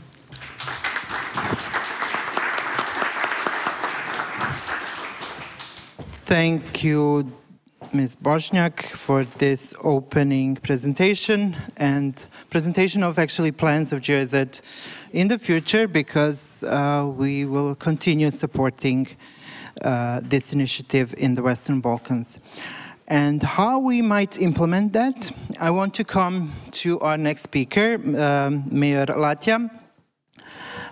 We've heard today a lot about different cities from the region. So Elbasan is another one in Albania that we're going to learn today. Could you briefly introduce us to your city, and could you tell us something about previous activities in the field of energy, climate, and what plans do you have, maybe also connected to just what Dubravka Bošnjak just presented, to the Covenant of Mayors in the city of Elbasan? Thank you, Elvis. Thank you. This panel was, we are the last one, but I think that we are the most useful, because we are I see that we are a beautiful team here that collaborate with each other. So that's great. And for the first question that you made to the room, it was for me the best thing that I heard today, or the newest one, was about the funding of the RBID and the European Investment Bank that will be increasing next year for the municipality application directly. So this one is very good thing for us, for the cities and for municipalities to apply in funds, in grants, and either in loans. So for our project, because speaking about smart cities, it's not something that we make once, we construct a road and that road stay there for 20 years, for example. No, if we speak about for the smart cities, nothing. It's a lifetime. For example, in Elbasan we made 4 years ago an investment in the public transport, in the platform for the public transport, and now that one is old. We needed a new one. We made it an investment in climate measure for the pollution, and now that one is old. So smart cities and investment in technology, we need it time by time, and that one is very good either to heard it from the representative of RBID and the investment bank. Elbasan is one of the biggest city in Albania. Is located in the center of Albania. Is the main road. Is in the crossroad to connect Port of Durrës, the biggest one in Albania, with Macedonia and either with north of Greece. And of course, it's in the center of all the roads that pass in Albania that connect the biggest city. It was an old city. It started from before the Roman Empire, and after in the Roman Empire, we have a lot of development in trade because Via Egnatia passed through the city, and of course, time by time it developed. We have a lot of development, but the biggest one was in communism regime when the city was from a normal city, from agriculture one or trade one. It was developed like for the industrial purpose. And now we are the biggest industrial city in Albania. We have the heavy industry, we have the steel factories, we have the ferrochrome factories, we have the oil refinery, and a lot of other industry connected to the heavy industry. But we have either a city, a big city, and either with the small villages that we have around. We have around 840 kilometers square of territory that the municipality of Elbasan is located. And of course, the main challenge that we have is the industry and the pollution. And for this one, every mayor and either myself, we made a lot of things to improve this kind of problem that we have. And we have to make a lot of, to take measure about this problem that we have. And of course the dilemma is that we have to stop the industrial area, the producing of steel and everything for the good of the citizen, or we're going to make something else. So we have to live with each other in the good way. And of course, the first step that we made, it was the idea that brings from our youth council that we have it in municipality of Elbasan. It was the green wall. The green wall is a buffer zone from industrial area to the city. We have only 5 kilometers away the industrial area from the city, and it's a problem, the pollution. But now we are implementing a lot. We are planting a lot of trees in the buffer zone from the industrial area to the city.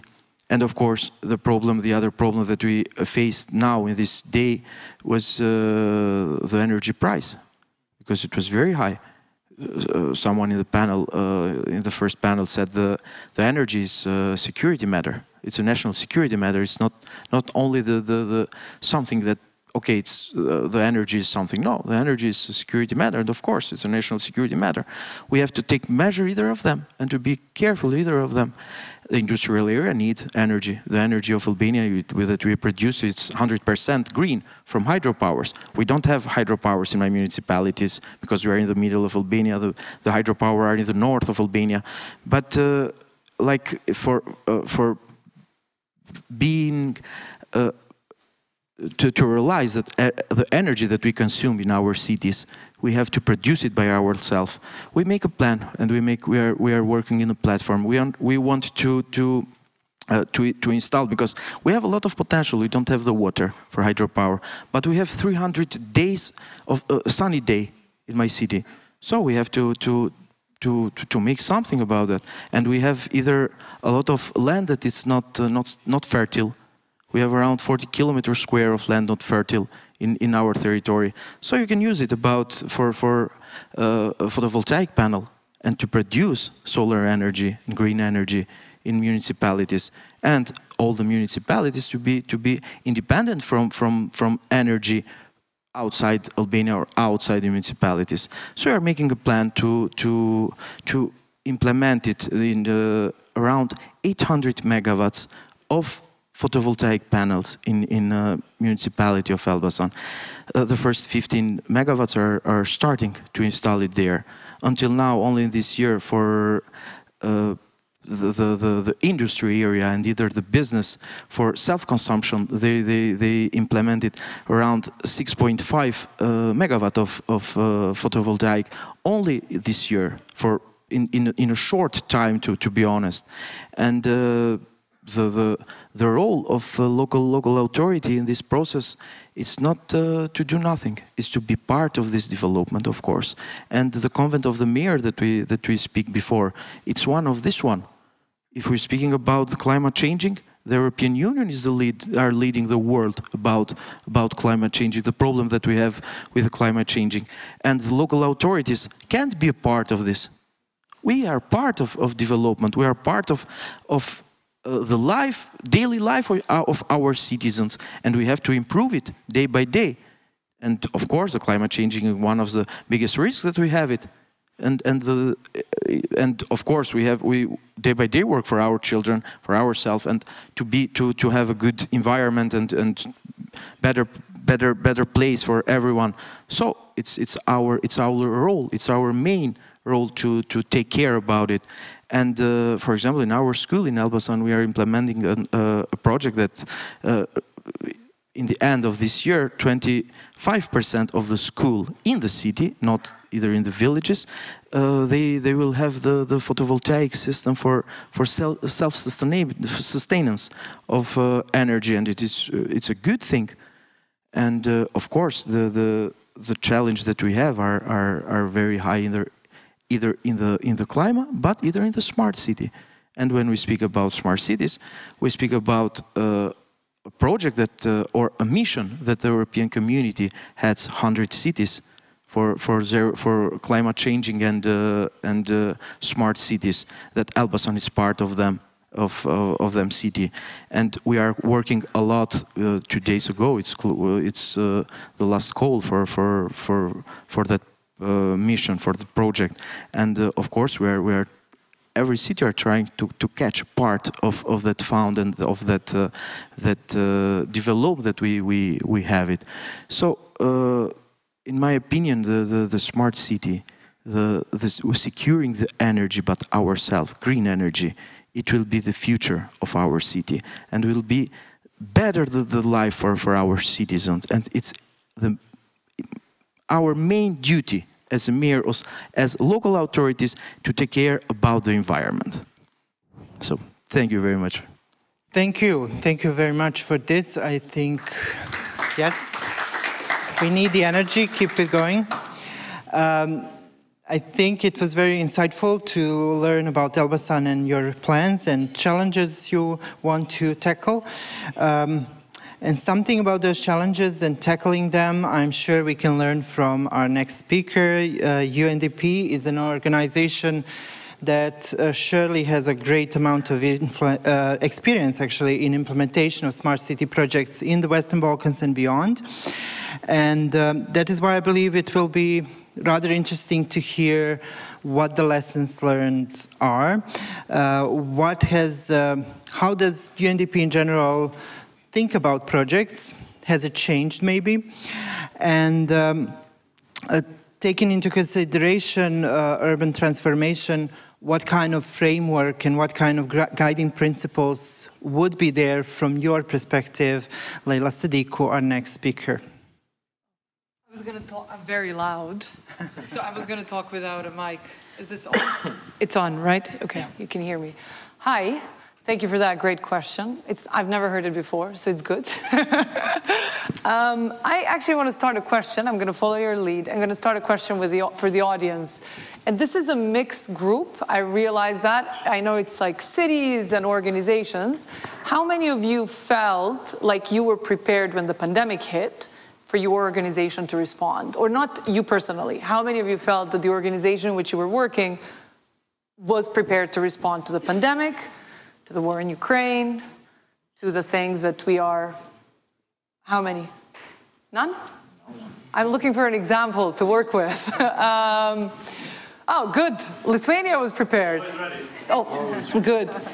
Second question I want to ask is, so everybody, I mean, we all saw in the pandemic, everybody had to respond, right? Like whether you knew what to do or not, you had to do something about it, right?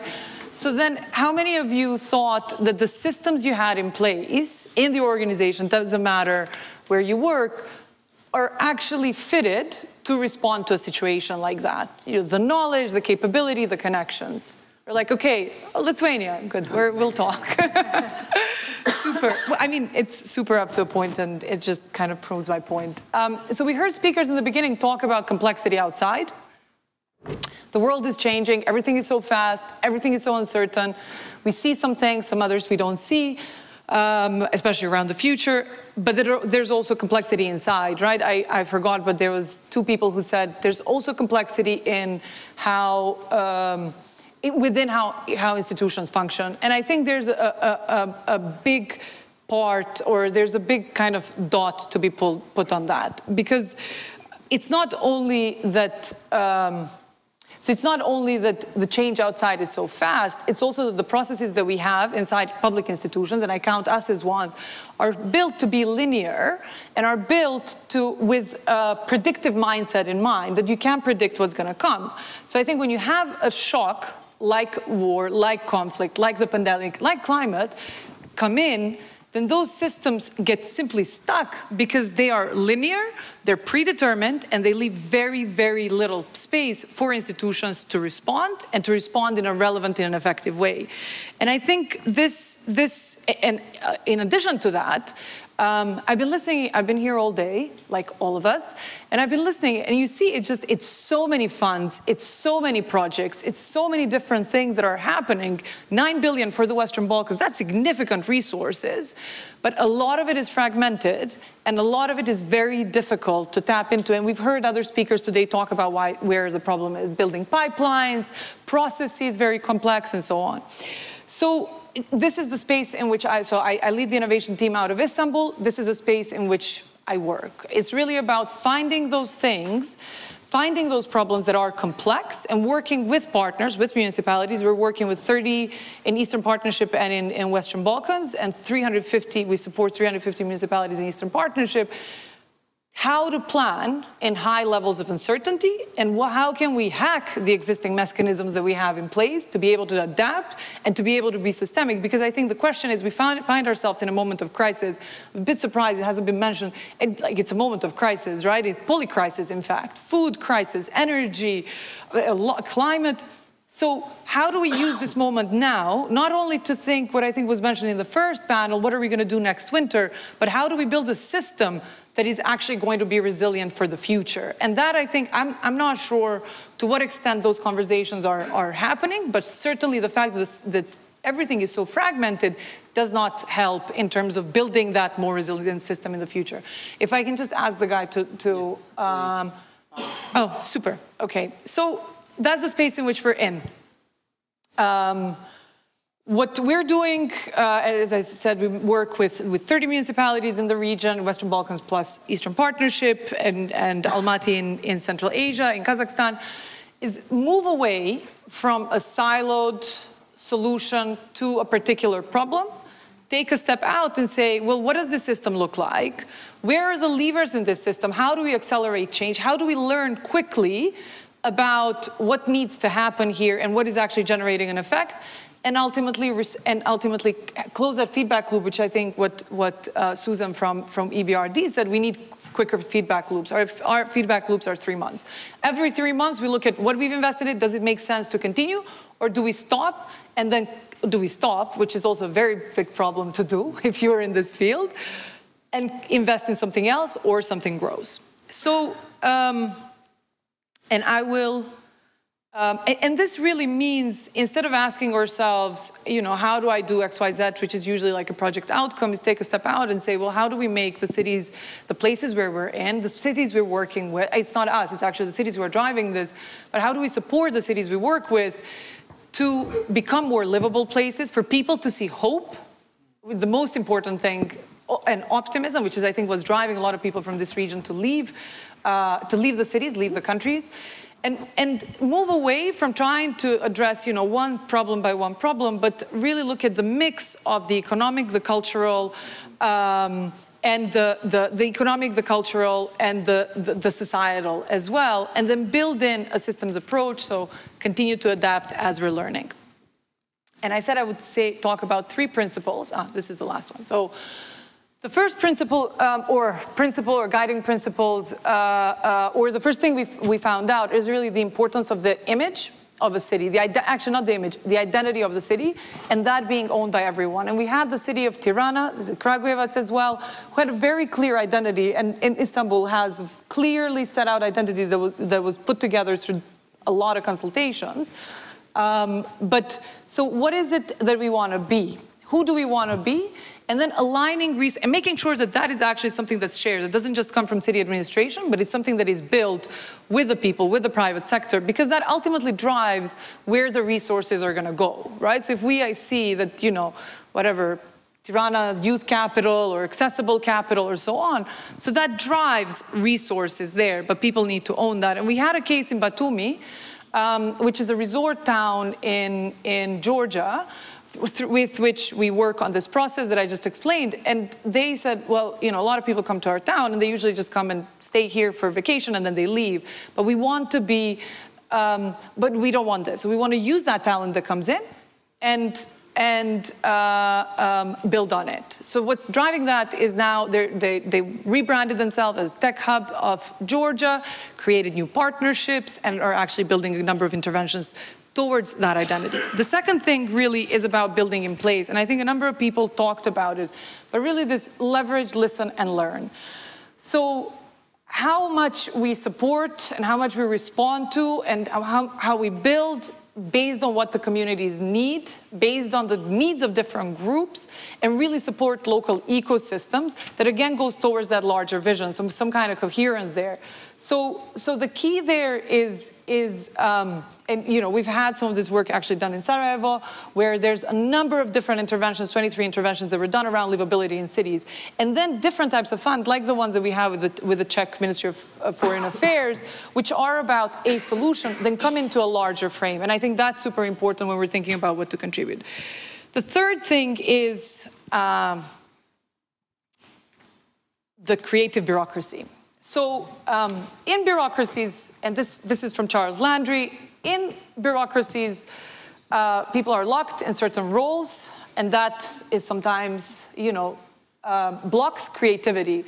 And I think one of the key things that we need to think about as a community together is how do we unleash the creativity within bureaucracies? Because the future of a bureaucracy, the future of our cities, the future of our institutions, and I'm saying here for UNDP as well, as a public sector institution, is to be open. The solutions are not with us, they're out there. The role is our role as public sector is to engage with those that are working on those solutions, to support them, and to build where there's energy. So I think that requires building a different mindset, and that requires continuing to nurture it and continuing to build in incentives that actually contribute to that mindset. So to close, I think the scale of the challenge that we face not only enables us, forces us to work different and to think different. And I think that has to be built on more coherence, more coordination, and really building some adaptiveness in what we're doing, and honestly being open with each other. What's working, but most importantly, what's not working in what conditions. And I think that is the only way in which we can answer some of these big questions. So thank you. Thank you.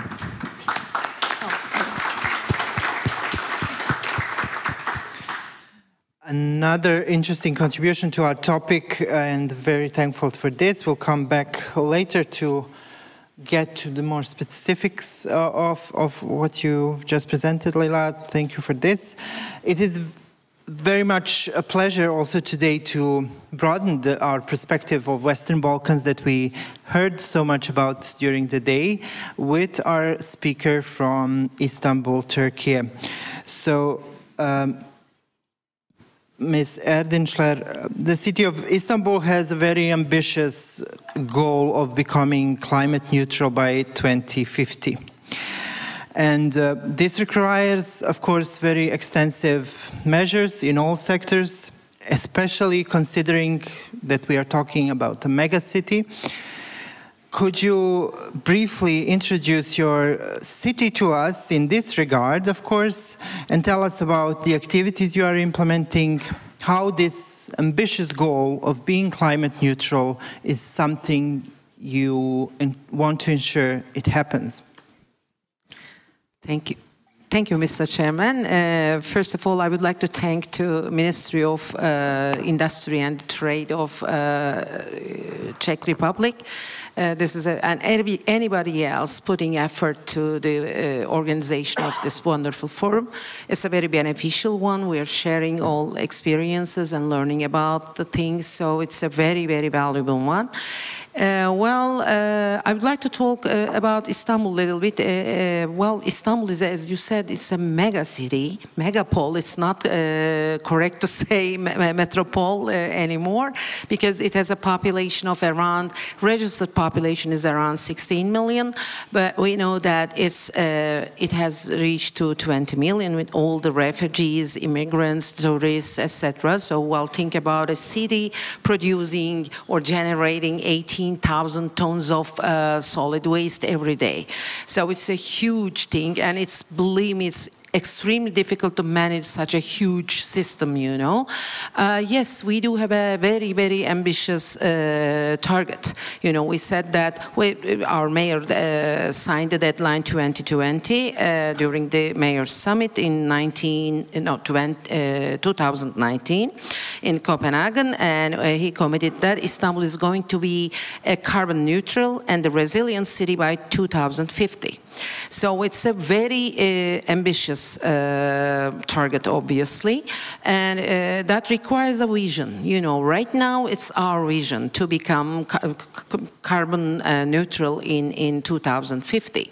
So that's the reason we have completed a lot of, you know, studies, including CAPS, etc. I'll be talking later on, but the thing is, if you're trying to make the city resilient, this means that you have to apply some smart tools to become a smart city. Otherwise, it's very, very difficult to cope with the, you know, difficulties of the climate change. If you want to combat, so you have to apply these things. So that's the reason we apply a lot of smart applications. Well, starting with, we do have an open data platform. It has more than 270 data sets in it, and 50 of them, for example, the environmental issues, including all environmental, you know, the pollution, air quality, you know, many things, you know.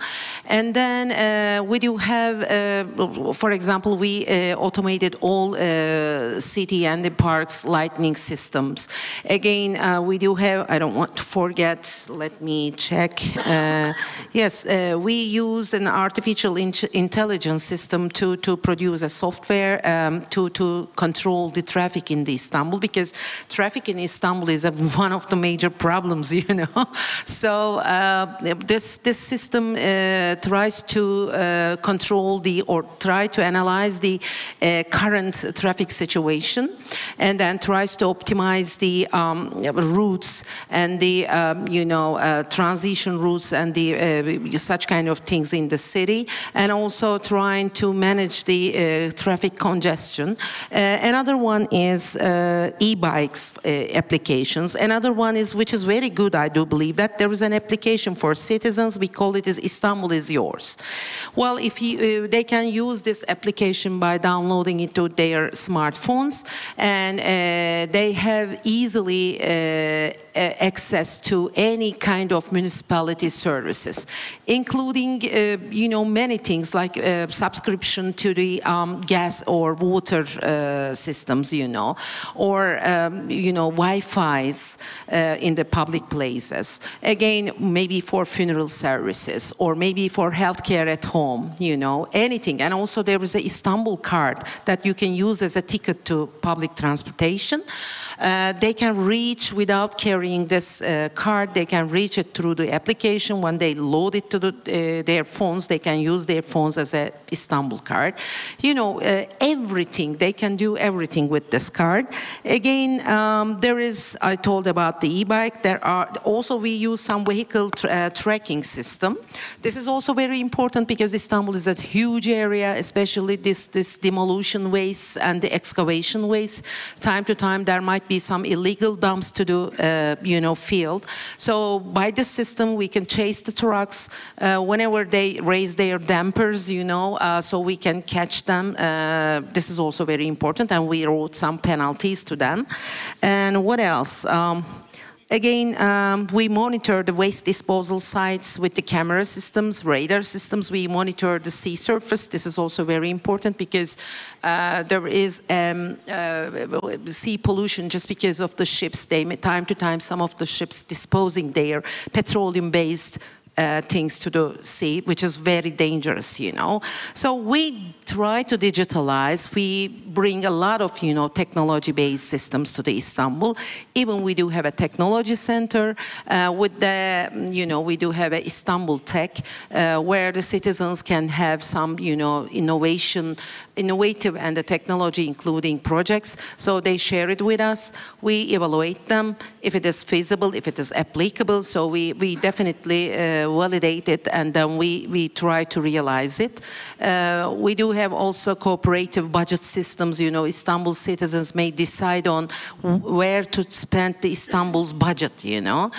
So there are such kind of interesting applications to make it smart, to digitalize everything, because, you know, in order to make it smart or in order to be a resilient city, you have to measure, and then you have to get the data. It's not enough. You know, data acquisition is very important, but you have to analyze it to diagnose the problem.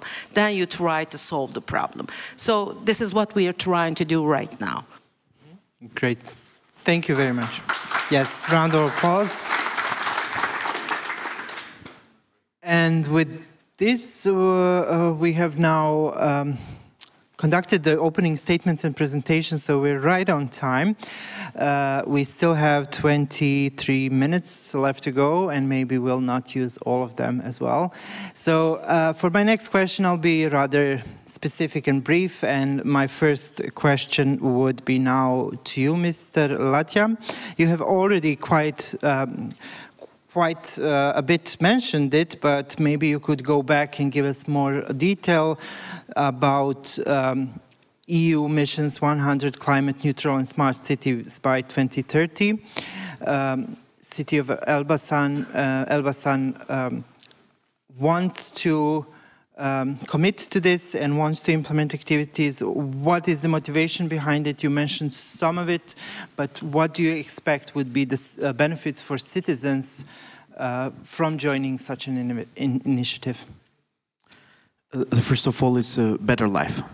Better life for our citizens. This is the main goal that we want for either for this mission and for our daily job that you made it. And this mission of European Union, as I said before, it's one of the biggest and one of the, as I see it, most serious one, because 100 cities and from European Union and 12 from associated countries are together to work together, to exchange know-how, to exchange experience, to collaborate for the better future. Of course, there are biggest city like Istanbul, part of that one.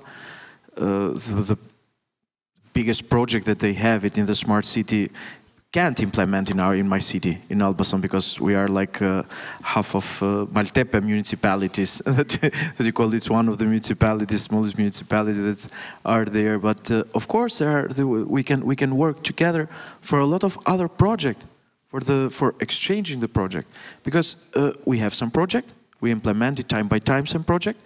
We know our problem of implementation in our system, in our country. And we want to exchange it with our cities. But of course, traffic that Istanbul, we don't have it in my city, in Elbasan. Istanbul traffic, it's crazy. But of course, with the development of the cities and with economy and everything, either now in our cities we will have the same problem like Istanbul a few years ago. So we have to be ready for that kind of problem. The environmental problem that the Istanbul has with a dump or illegal dump of everything, we have to be prepared. Either we as a city have to be prepared, because either we have industrial area, and some of the waste of the industrial area we don't know where they go, but we have to find where they go. We have to work day by day, and we have to collaborate with each other for the system that we have, for the experience that they have, to collaborate with each other and to find the best way for the main problem to work and to collaborate. Of course, the citizens are the first thing, the pollution that we have in our city. And when we discussed for the first time with the business in industrial area, they was the first one that our approach that sent confidence to us, that they give they confident that, look, we will be ready for the next phase of pollution and for renewing the industry that they have and the system that they have for the gas emission and everything. But either the cities are in every country, 80% of the citizens live in the city.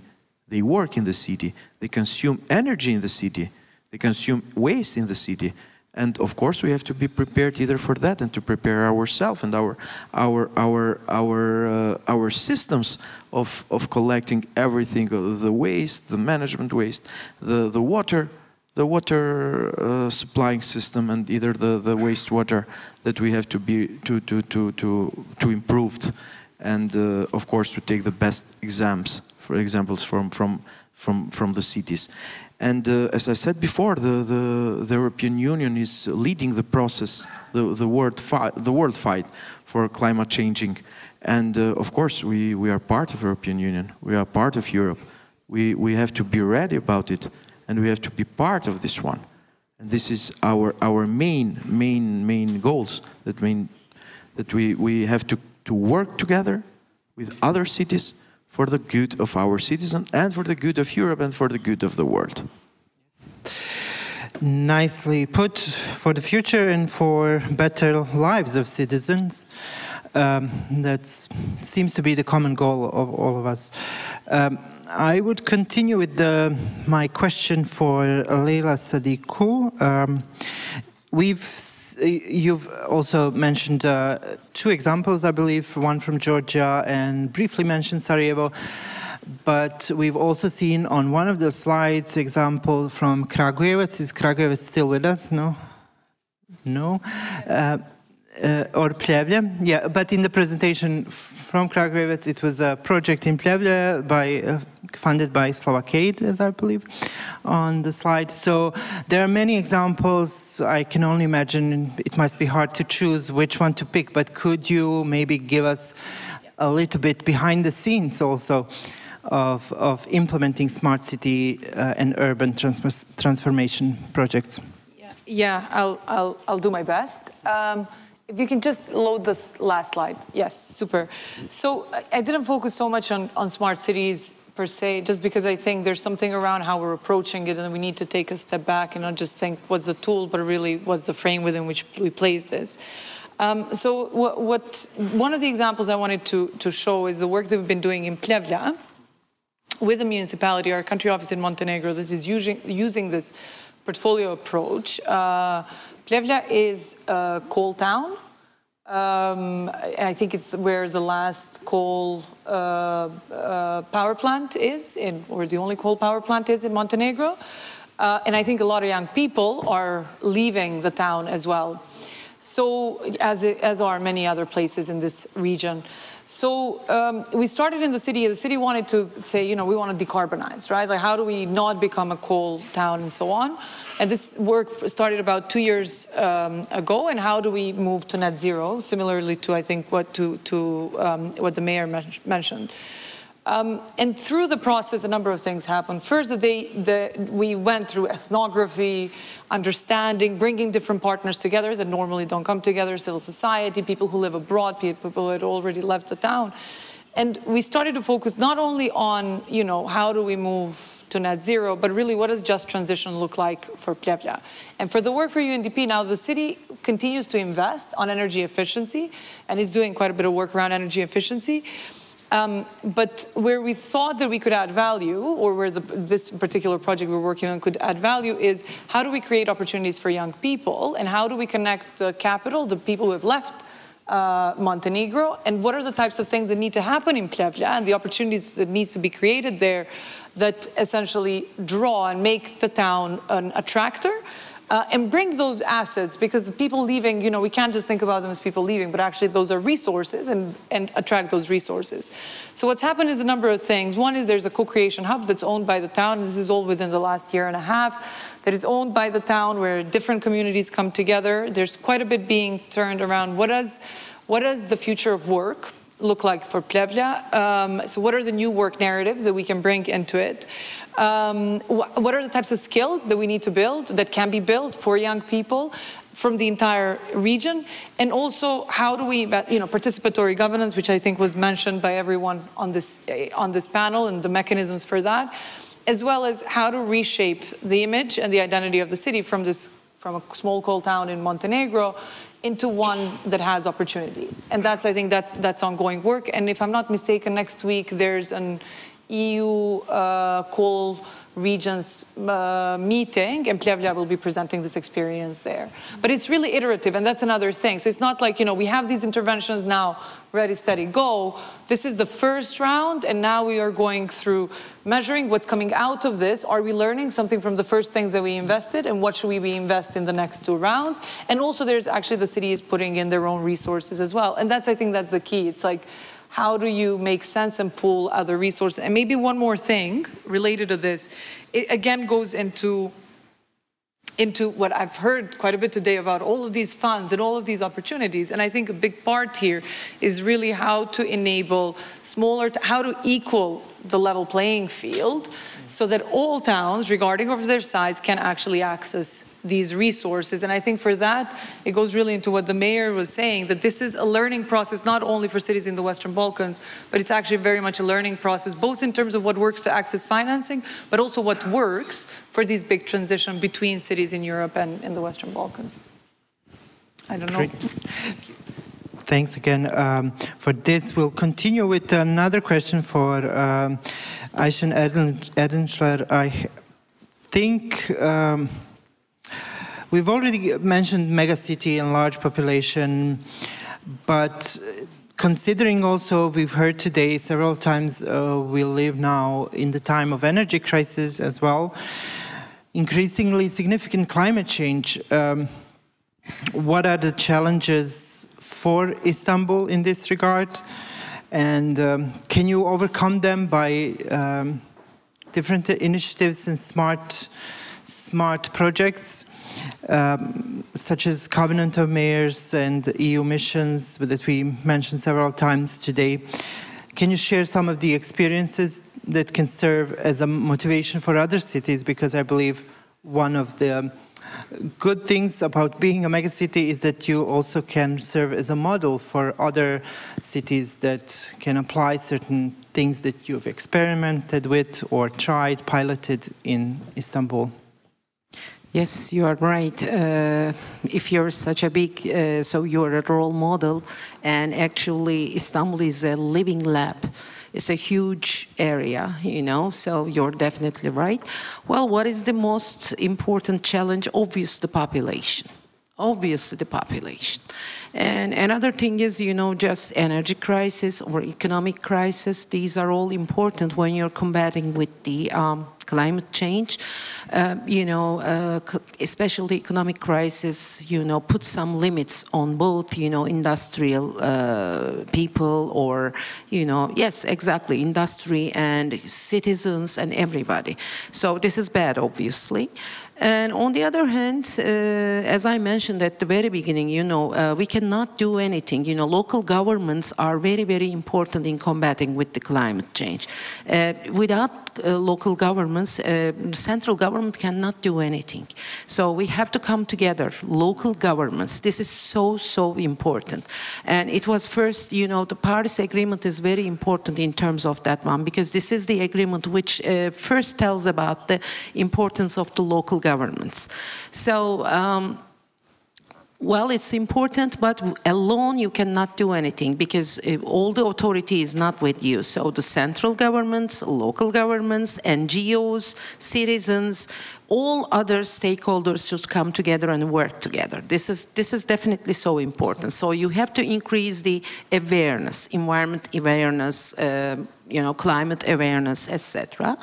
Well, at this point, Istanbul is a member of many national and international networks, including both, as you said, C40. And actually, Istanbul is the only member from Turkey, and member of C40 from Turkey. From now on, if we have to call it as Turkey, not Turkey anymore. So it's also important. GCOM, we are member of the GCOM, UCLG, EIT, and many others. It's very important because you can, as I mentioned before, you learn a lot from these initiatives. So first of all, I myself especially have chance to prepare the new climate action plan for Istanbul with the technical assistance of C40, which was very, very valuable for us. And the second thing, when we look at our inventory, we have seen that the biggest contribution to the greenhouse gases or the inventory comes from the stationary energy. So we more focused on the energy, and as Dubravka said, we are preparing our CCAP right now in the frame of EU for energy transition for Western Balkans and Turkey. So this is a very important issue for your project, and we will be completing the CCAP in the next year, and later 2 years will be the implementations. So these are very valuable. We're coming together, learning a lot, so we're sharing the know-how, sharing the experiences, again sharing the good applications, so it's a very valuable thing. On the other hand, again, energy-wise, we are doing a lot. We are making some investments on the renewable energy. This is also very important. We are increasing the portion of the renewable energy in the municipality. We are trying to get more energy from waste to energy systems. And we are doing lots of EU projects on energy again, increase the efficiency of, buildings, etc. Again, in the frame of CCAP and these things, we completed the energy audits of many institutional buildings. We applied some solar panels on the roofs of the buildings. We have completed 22 buildings, solar panels, etc. Well, by this way, we are doing a lot. But I have to say that all cities should be the member of these initiatives. This is very important. And the same frame, we have established B40 network for the Balkan cities. I do believe that this is very important because we know that the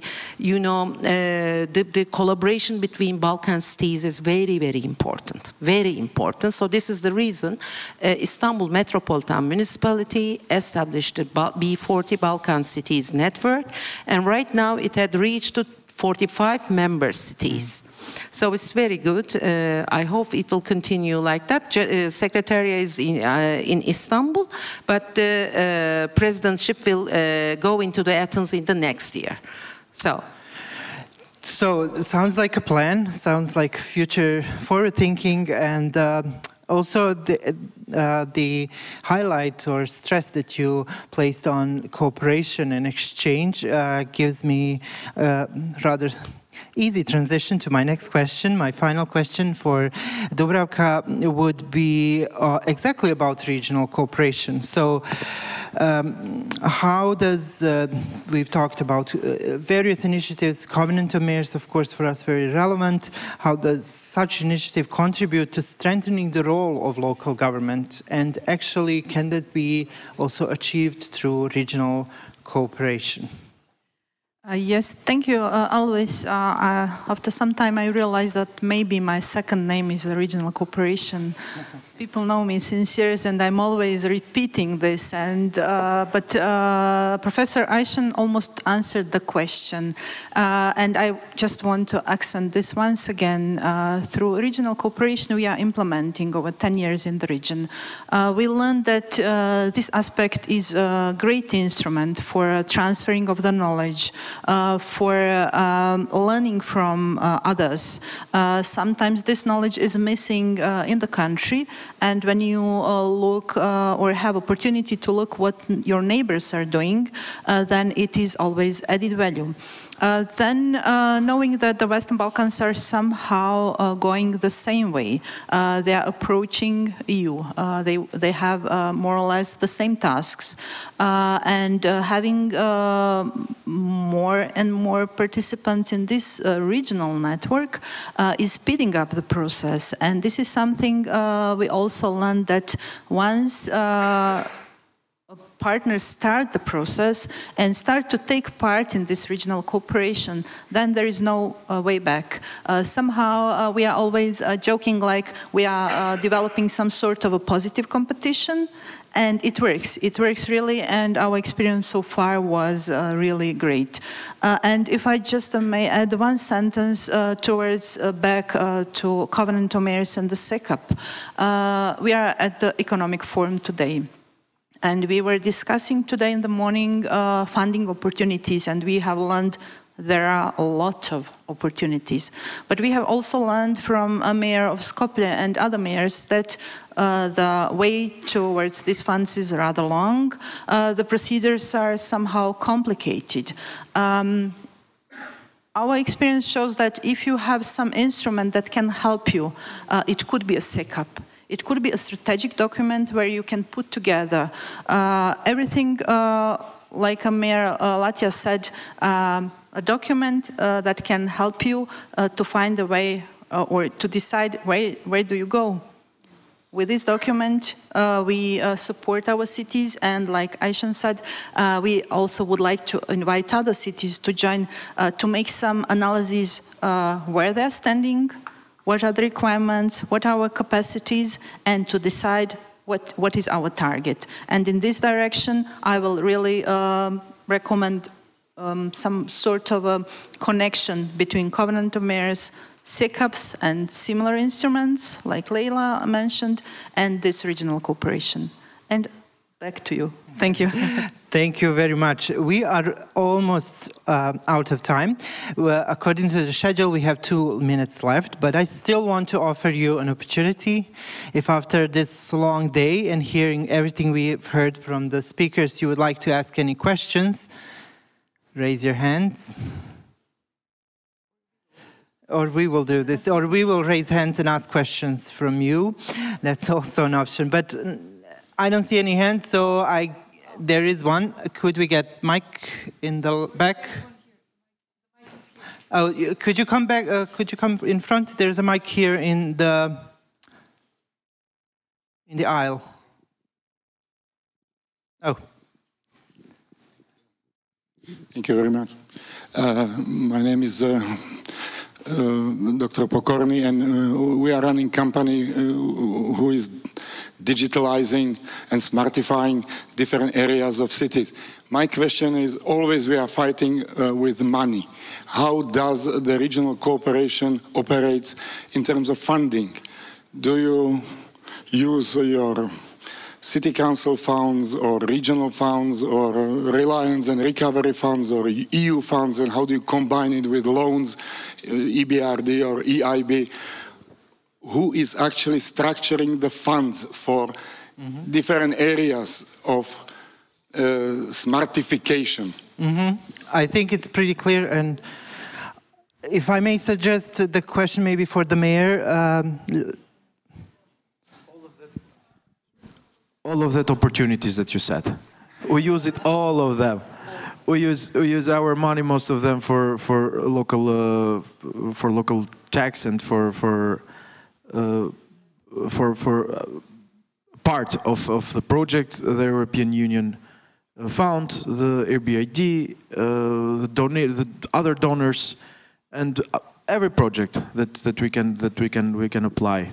So now at this moment it's a good opportunity for all the cities to apply for smarts and for green and for climate changing.